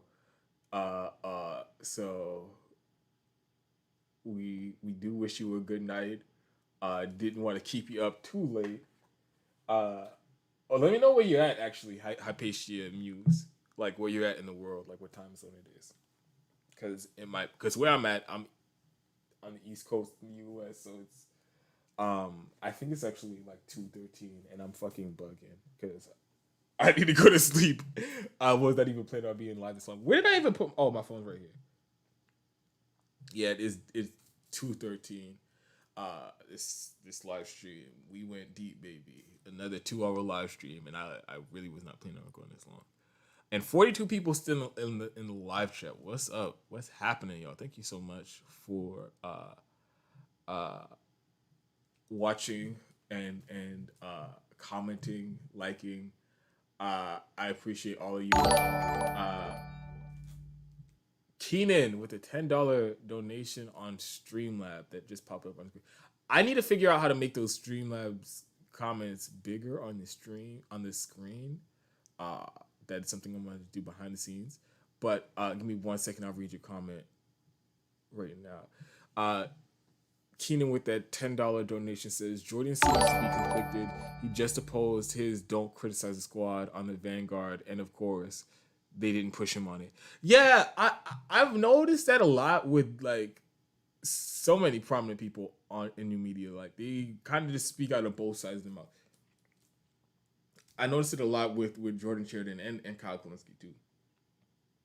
It's like they'll I don't know if it's just like it's not connecting that they completely contradicted what they said like 2 days earlier or an hour earlier or even in the same video, or they're like this their version of like some weird both sides bullshit, but it doesn't make any sense. He's full of contradictions. I support Medicare for all, but I'm also going to tell everybody that how great this bullshit reconciliation bill is that lowers the Medicare eligibility age. Which is it? Do you support Medicare for all, or are you going to just always tell people to accept the bullshit incrementalism?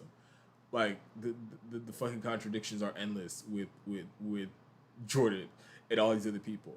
Oh, you understand the urgency, like how serious and how desperate people are because you out there talking to people in the streets, but then at every turn you're gonna tell them to roll over and not be as mad at politicians as they are because whatever. So he's full of contradictions. And again, thank you so much for that $10 contribution on Streamlabs. If anybody else wants to have their comment pop up on screen like that, the link to Streamlab is the first link in the live stream. There's also links to PayPal and Patreon and GoFundMe. There's a link to Cash App that's pinned in the live chat, and it's in the description box too.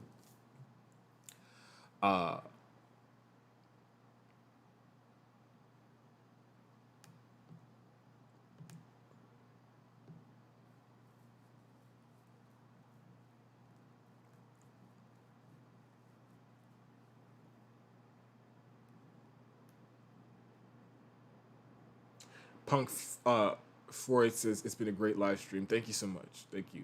Honestly, getting so late, and I was like, I don't even know if I'm gonna do it. These two stories, because there were some other stories that I wanted to add, but I just wanted to do more research. So I was like, all right, I'm gonna just do these two stories real quick, and I'm glad I did because it was a great live stream from me too. I'm glad I got to do those stories and had some great conversation in the live chat.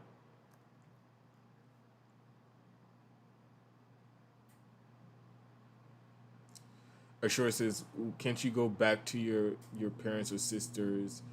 You won't have to go to hotels. My sister that I was staying at, she moved and she like has a smaller place, so I don't really have a place to stay, and I don't want to like take up her couch, so in her living room with like all my studio equipment and all that shit. So I that's not really an option. My mom is staying at the other hotel. I get this hotel so that I can record, because I can't do that at the other one.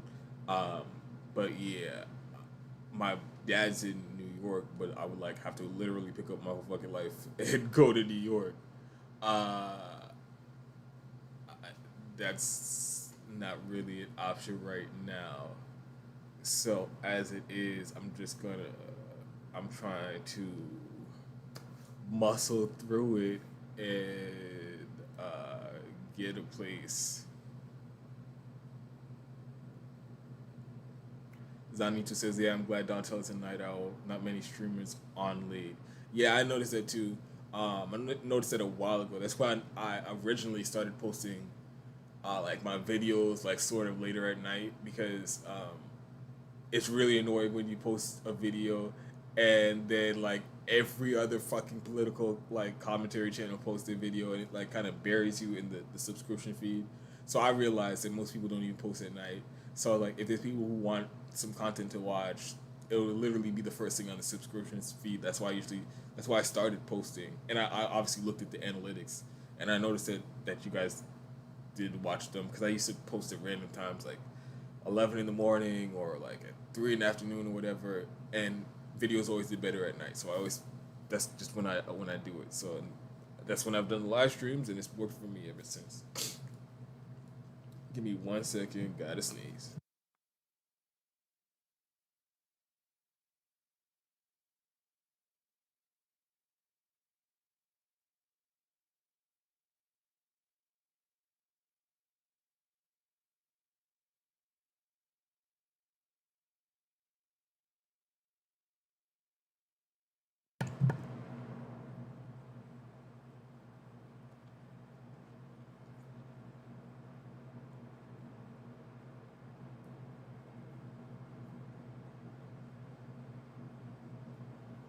DOG says, my good friend got kicked out of his sister's place.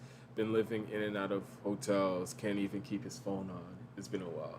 Yeah, there's so many people. And honestly, I've seen so many people. There are so many homeless people out here. So many people living in hotels.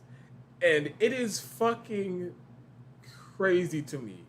And it's just going to get worse. It is going to get like multiple times worse with all these people, millions of people going to inevitably get evicted.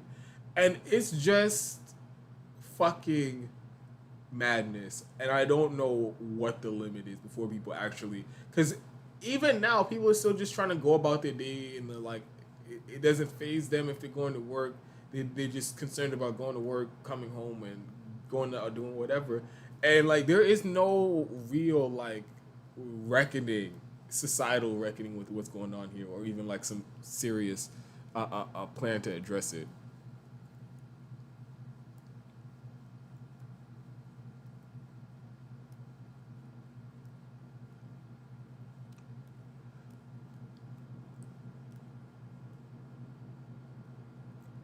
Ashura says Jordan got 6K from his subs, but forgot telling them he still get paid for licensing for his January 6th to mainstream media. I didn't know that he sold the licensing to. I know that they were using his video. he was. I don't know if he was making a joke about, oh, they need to pay me or some shit like that. Apparently he did get paid for it. I don't know.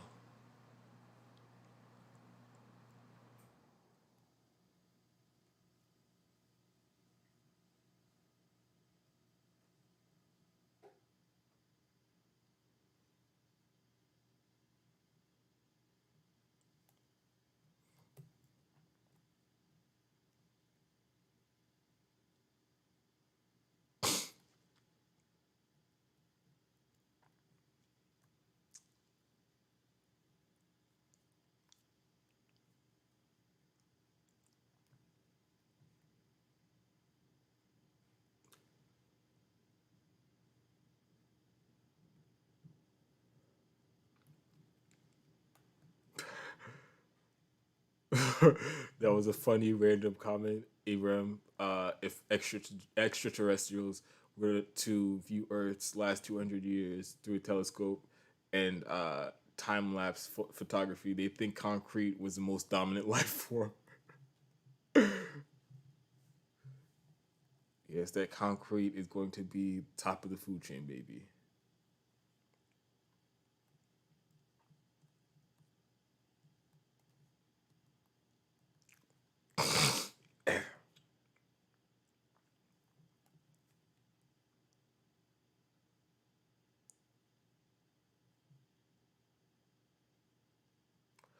RJ Ramrod says, I'm worried that we've been so goddamn isolated and atomized that if there even is still an any sort of tipping point, we may not ever actually get there until it's too late to do anything about it. Yeah, becoming more pessimistic by the day, the way that shit is shaking out. So can't argue with you.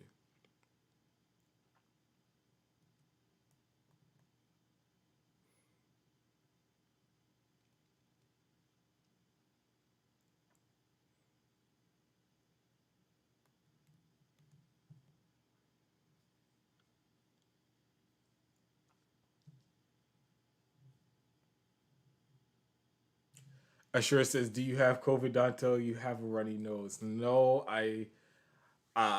well, I haven't been tested, so I can't say that. But what I will say is, I'm pretty sure it's allergies. So I know there's some people who hate watch. Sorry to let you down.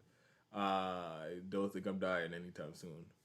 Uh, unless you go take me out. But I don't think these sniffles are going to be the end of me, unfortunately. um, so, like I said, the stream's been going for a little while. Kind of out of topic. So, if anybody has anything else they want to add, anything that they want to have me comment on, leave it in the chat. And also, one last time, if you want to help support the show, links are in the description box to donate on Streamlabs. If you want to do one-time contribution on PayPal, if you want to do a contribution to GoFundMe, or monthly recurring payments through Patreon to help support the show, $2 a month, $5 a month, $10 a month, whatever, I would greatly appreciate it. And there's also a link to Cash App that's pinned in that's in the description box and it's pinned in the live chat. So I would greatly appreciate anybody who has any support. I know Space Pioneer. I think you just donated to the GoFundMe. $50. Thank you so much for that, Unknown Space Pioneer. Wow, $50 to the GoFundMe. I greatly appreciate that. It really means a lot to me. That was very, very, very generous donation from Unknown Space Pioneer. So can I get a thank you in the chat from Unknown Space Pioneer? That definitely will go a long way, and that's greatly appreciated from a broke boy here on this side of town.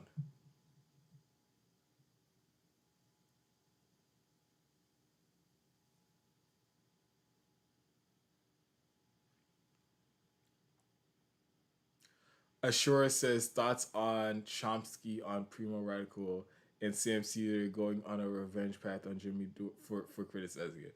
I saw that Sam Cedar did a video trying to shit on Jimmy Dore for his calling out Noam Chomsky.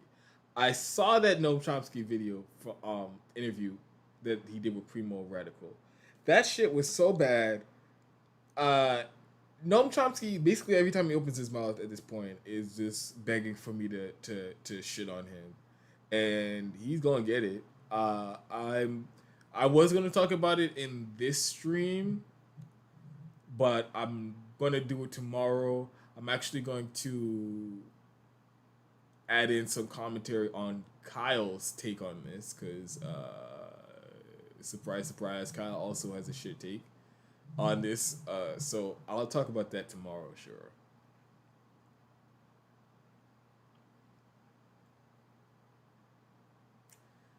The Majority Report is so weak. That show is so fucking bad. Oh my god, that show is so fucking bad. Sam Cedar is boring as shit. He was always boring as shit. And now they've cornered themselves into being permanently against anybody who's actually agitating for change on the left. And so that just adds an extra layer of boring to his show. And of course, he's on fucking MSNBC. Like, he's getting paid by MSNBC. Shit show all the way around. And people, like, doing similar shit, shows are fucking unbearable at this point.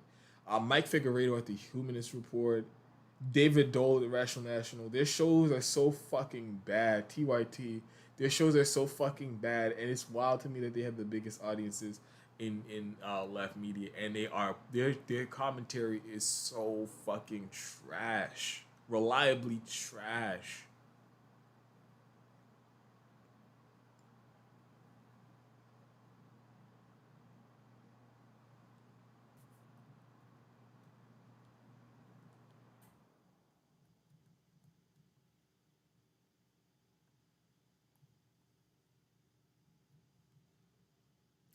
DOG says, was dying laughing when Jimmy said no, Chomsky was a scared old man. I mean, that's an accurate summary of old Chomsky, though. Ashore says Cedar only gets more views when he talks on Dore. The rest are low views. He's jealous. Yeah, it's incredibly transparent, especially lately, that Sam Cedar, nobody wants to watch his shitty show, no, despite the fact that he has 1 million subscribers.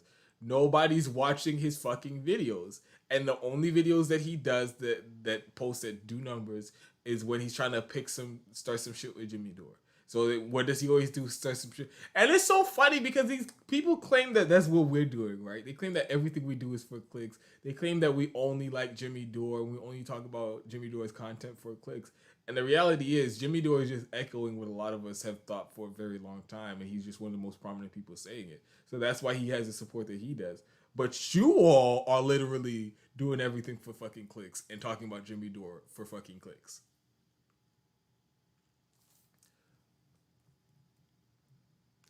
Aziz says Emma is Emma Cedar. Oh, is Emma Cedar's echo, or is she Cedar's, or she just Cedar's puppet? That is a good question.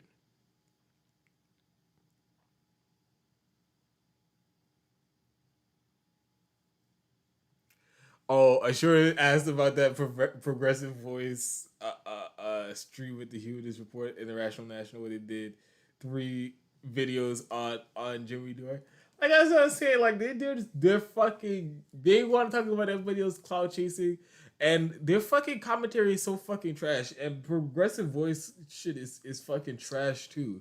I used to think that he did, like, not even that he did have decent work, but the fact that he was so young and he like provided at least like minimally decent content, I give him credit for. But honestly, he just fucking repeats anything from his people that he wants to kiss ass from in this space, and he just like copy and paste it onto his own shit and post it. And this story selection is so fucking trash.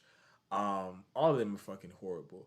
Oh my god! And while I'm on the topic of people in channels, I'm gonna say this, and some people might feel some type of way. I don't care. So, can somebody tell me if Jamal Thomas has said anything interesting at all since he got that radio show? I want to know. This is a genuine. I'm posing a genuine question to the chat. Can somebody tell me if Jamal Thomas has said anything interesting? If he said anything worth fucking commenting on, worth a damn, since he got that radio show? Because it seems to me he just got there and is just reading fucking whatever his producers put in front of him, and it's so completely out of touch with like his audience that it's fucking comical. It's bizarre all at the same time. So I don't know if he like just is just cashing in and he's like, all right, y'all, I got this fucking radio. I got this radio show, so fuck all that YouTube shit. Fuck all that the independent shit, and I'm just like here for the ride. Is that what's happening? And listen, man, I know he had some health issues. So if he hard up for some cash, that's the way he think he could get it. Okay, but I'm just genuinely curious because I've been wondering this myself since he started that radio show. I have not seen him say anything interesting, and he just really sounds more and more like TYT, to be real with you.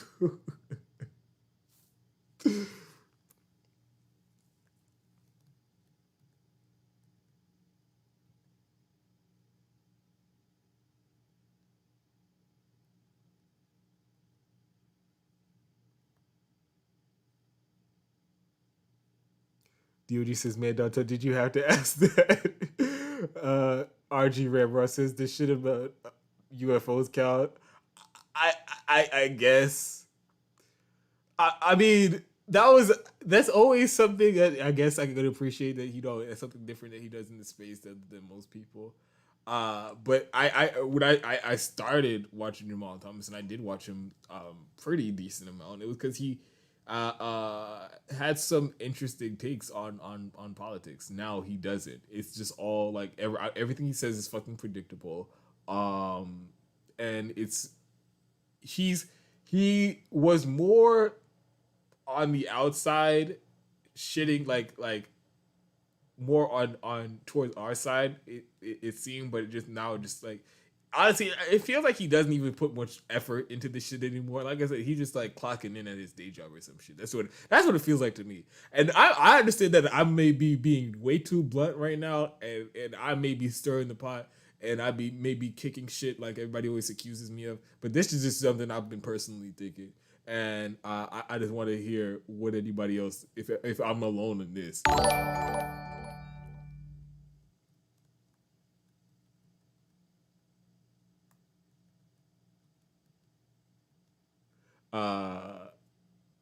Keenan says Jamal is like nails on a chalkboard. Georgie says you're right about Jamal. Okay, so I'm glad I'm not the only person who was feeling this way.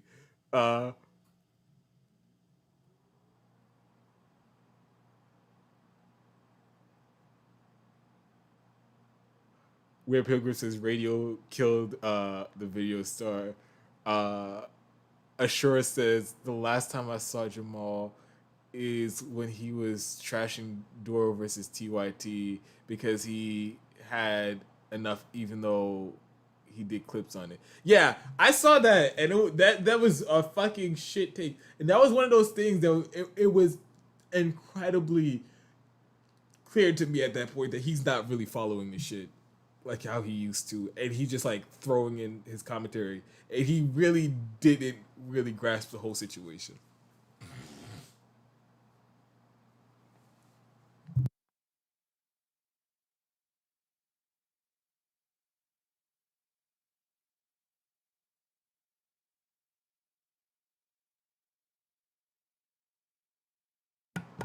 Motherfucker, is it planned to keep me here till the sun come up? Is this what y'all doing? Y'all trying to keep me here till the sun come up? Let me see. Jared R says, unapologetic, you need a Discord. I do. Well, I do need a Discord. I'm so bad at. I don't know how to explain So for me, I've always tried to, at the bare minimum, deliver what my audience has always come for, and that is some like nuanced analysis that I do in like YouTube videos. So for me, that is like the bare minimum. That always comes before everything. And everything else is like it takes a lot. Doing all like going on different shows and doing interviews and uh uh responding to the comments and things like that, responding to emails. Like I love all of it. Don't get me wrong. I really do appreciate all of it. It's just a lot. And like I said, if I don't want to do all those things and then it like takes away from, like I said, the basics, the bare minimum, what everybody comes for, which is the nuanced analysis. So I will definitely at some point have a Discord. So I have a place for my whole audience to be, especially if YouTube fuck around and try to delete my channel. So that is in the works, and I will definitely let you know when that happens, Jared.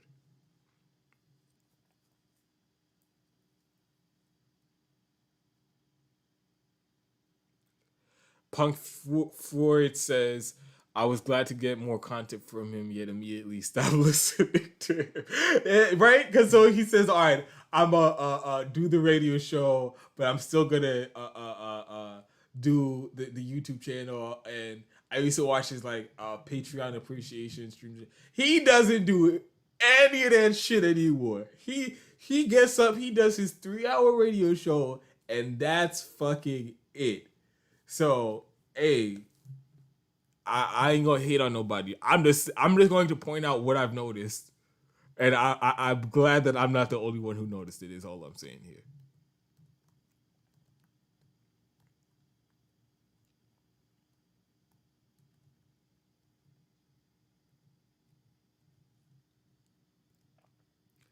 Fred Edwards says, not much interesting at all from Jamal Thomas. He has full-blown COVID derangement syndrome too. So very fucking disappointed. Jamal, our Aram says, Jamal does platform some good people, but as I now begin every Fault Lines comment section with, don't suck it up today, Jamal. Oh, I remember he had on fucking... He had on... I saw an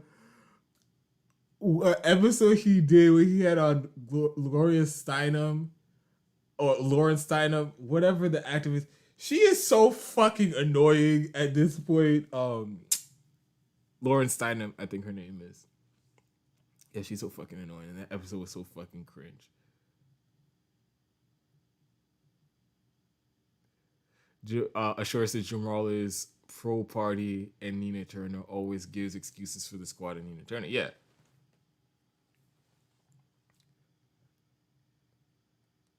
Screw Google says, hey, what's happening? Nice to see you in the live stream. Screw Google says Jamal used to be my number one dude for a minute. The aliens beamed him up. Yep, that's a good explanation. Ashura says Jamal used to clip his videos. Now it's long as 3 hours, but now I stopped watching. I'm gonna unsub soon. Hey man, I ain't telling nobody to unsub from his channel. All I'm saying is I noticed some things, right? I just want to make sure I wasn't fucking crazy out here.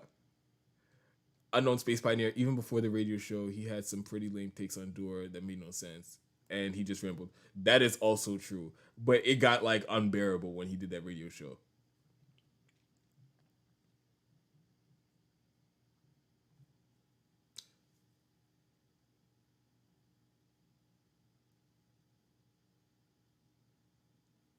Aziz says, when Jamal had his show with the missus, I posted something totally inappropriate in chat, and his missus started reading it halfway through, stopped herself and realized what I was saying. Honestly, I really did like the Patreon appreciation that he used to do, those live streams of random shit where he be talking with the audience and stuff.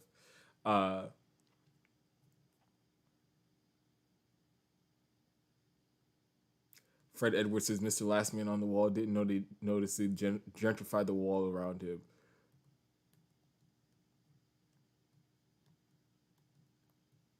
Let me see.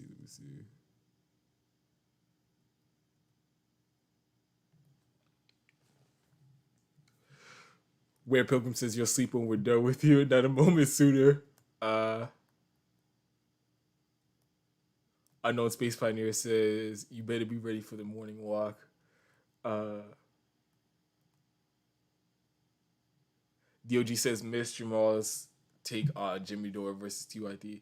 It was such a fucking clearly uninformed take. I'm fucking leaking out of my nose and shit.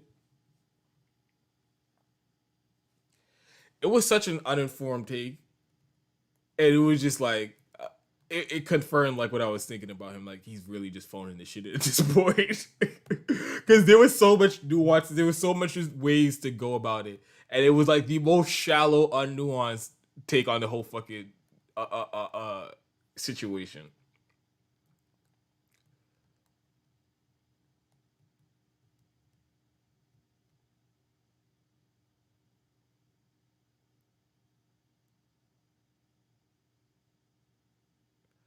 ARAM says by warming nostrils a few degrees for about 10 to 15 minutes, it will clear nasal passages. I will definitely try that as soon as I get off the live stream. But to be real, I'll probably take a drink and fall asleep too. So whichever works.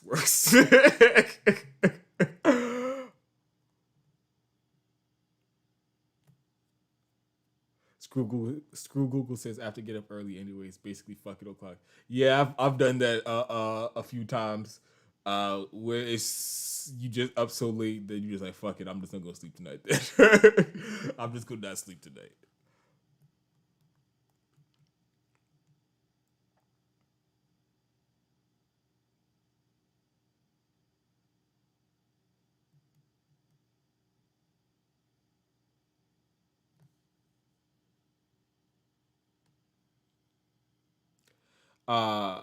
Ashura says, do you know and watch the Black Authority or Professor Black? They don't let up on black sellouts and the Democratic Party. I don't. I would be interested into looking into that because, oh boy, I love me somebody to rail against some black sellout elites. Oh, I love it. I love it. I know some people in the chat have some words and disagreements with Cornel West. I do myself too. But his condemnation of the black elites is superb, and I can listen to that shit on a loop every night before I go to bed. So I'll look into that because I love me some people speaking truth to power about some black sellouts.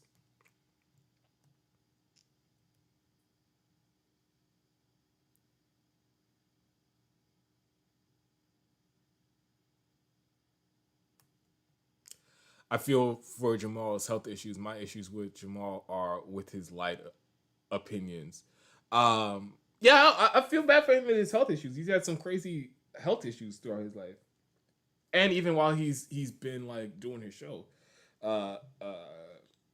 That's why I like started at the beginning. That's why I brought it up because I don't know. He like this is like a literal decision that he made. Like, oh, I need this job for the healthcare or the money, whatever it is. I don't know. So if that's what it is, I feel bad for shitting on him. But at the same time, I do media commentary, and it's been kind of rubbing me raw seeing how his show just went to shit, and everybody was gonna pretend like that didn't happen. Everybody was literally just gonna act like that didn't happen.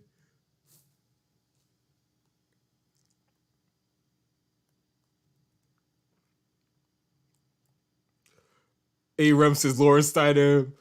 George East says Gloria Steinem. I don't know which one it is either. I know if I Google it, but I'm really not that invested. But she was really, I mean, she said some cringe shit, and she just irks the shit out of me. And she's one of those don't call my politicians sellout type people.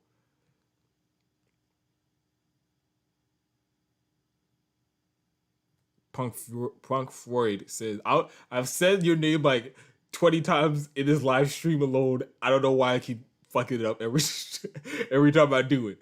Punk Freud says, as someone with chronic health issues, I really empathize with Jamal. That's why his take on forced vote was quite perplexing to me. Yeah, like this, all of this,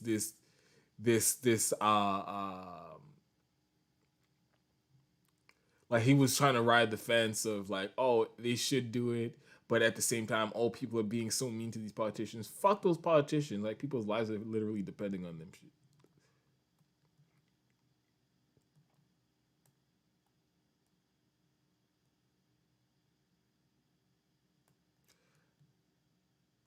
Screw Google says, I went to Harbor Freight for some tools the other day. When checking out, I said to the cashier, what do I hear, babe?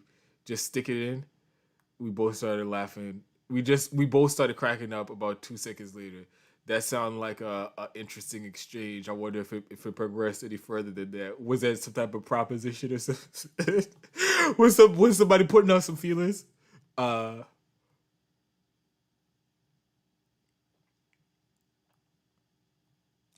Jared R says Brown Joy Gray destroyed Sam Cedar in every anti-forced vote argument with him. I don't know how any of them still have an audience. That's what I'm saying. Like, they all just got fucking exposed as running interference against the one issue that they claim to care about. And the same with all the sellout politicians who did the same opposing forced vote. So it's beyond me how they have any fucking support.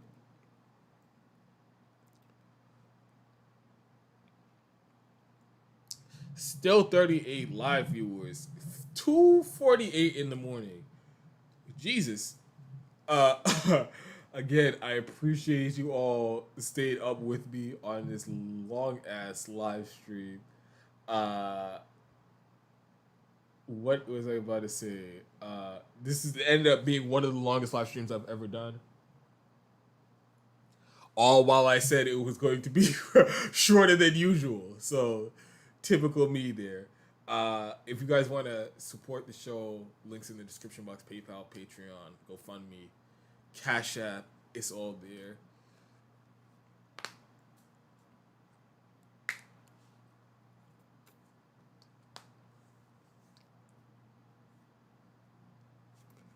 Ooh, boy, that wave just hit me. That wave of shit just hit me. 41 views in the live chat. Actually, give me 1 second. Let me check something. I will.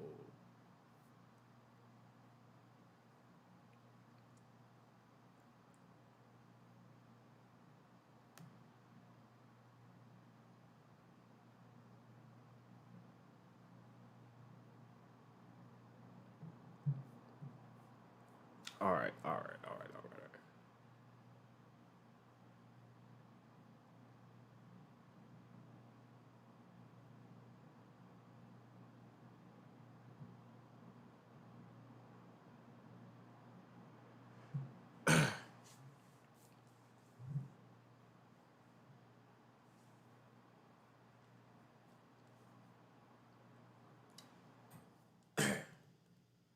All right, y'all. I think I'm gonna have to end this party.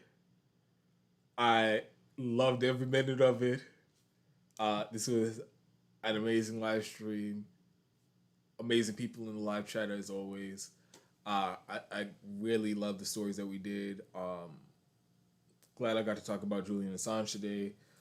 Give a little update with everything that's going on. Oh, and by the way, so with the Julian Assange thing, so the defense and the prosecution made their case at the extradition appeal, and then the judge is supposed to like review all the evidence, and they're gonna like make a ruling in a couple weeks from now. So we're not gonna figure out exactly what's gonna happen for a couple weeks. But I'm glad I got to talk about those topics.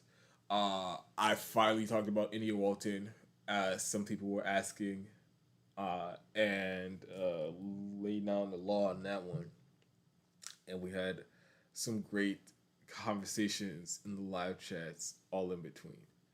So thank you so much for everybody. And honestly, I'm surprised I even made it to do this, this long because like that conversation I did with Steve and Jones on Slow News Day, that shit was like almost 3 hours.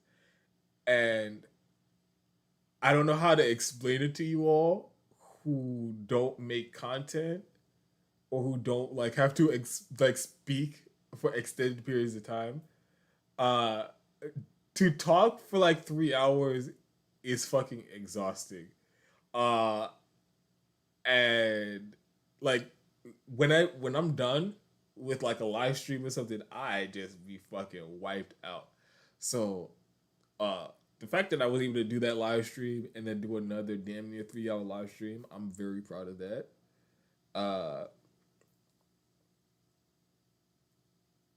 But I don't worry, everybody, because I will definitely be live streaming again tomorrow. Yes, Punk for it. I was on Slow News Day. You would, I think you're gonna have to go on Rockfin to watch that full conversation. Uh, where Pilgrim says, "No doubt, I'm amazed your voice held up." LOL. Uh, Part of that might be because I do like I talk all the time because of this show. Honestly, it's so funny. I try to go through life talking as minimally as possible, and you would not know that by how much I talk on the show.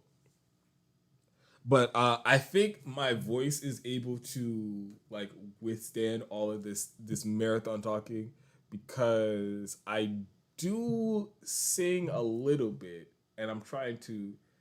So like, you have to like, and I do exercises like vocal exercises and things like that.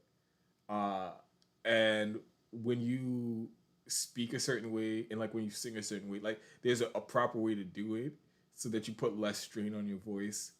And that definitely helps me not lose my voice.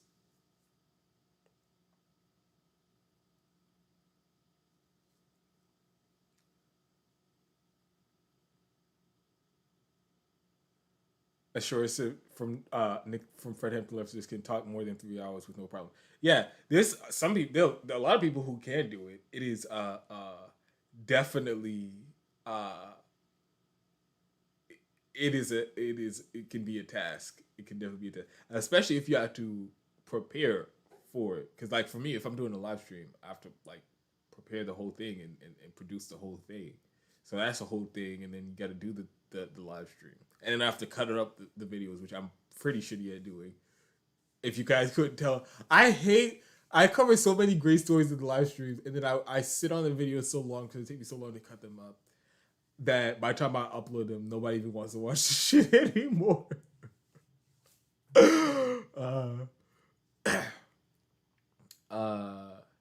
Jordy says use your diaphragm. Yeah. So you do sing, and you could like. It's better to speak from your diaphragm too. So when you sing, it's a lot of it comes from like your stomach and like the way you breathe and stuff like that.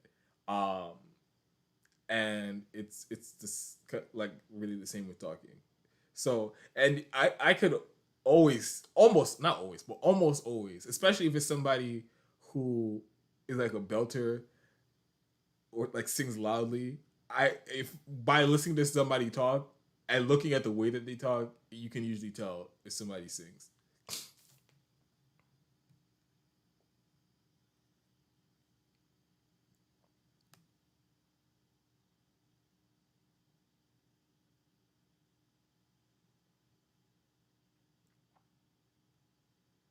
Georgie says, yeah, all the fake left just like to hear their own voices. To be real with you, there are so many people like that. So many people like that in this space who just be fucking talking just to talk.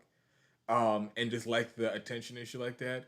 And it is so weird to me how the things that I've been most drawn to like are areas that require like to be like very public and engage with people and talking to people all the time.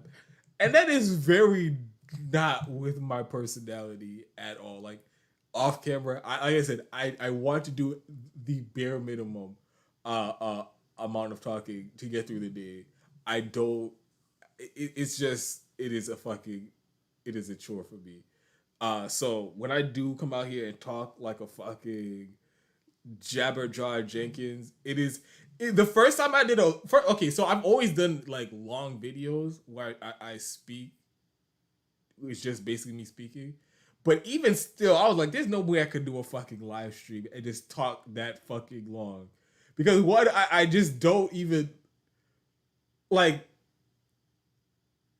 that idea just sounds so foreign to me. It's so bizarre to think that me knowing myself, I would just come out here and talk for like hours and hours on end and do it in a lot. That just sounded fucking bizarre to me. But then I just did it and I could fucking do it. But so I'm gonna end this live stream. Literally almost 3 hours. It's been like 2 hours and 45 minutes. Wild. So I have to write an article at some point. I'm gonna try to do some work on it tomorrow, and then prepare for the live stream. But you will definitely see me here tomorrow. We'll do another late live stream. I say be planned for like 11 o'clock, 11:30. That's when we'll be here. But y'all know what time we be live, so just check in around, see if there's any updates. Follow me on Twitter. I might post a tweet. But yeah, if you want to help support the show, like I said one last time, links in the description box. Cash App is pinned in the live chat. Thank you so much to everybody.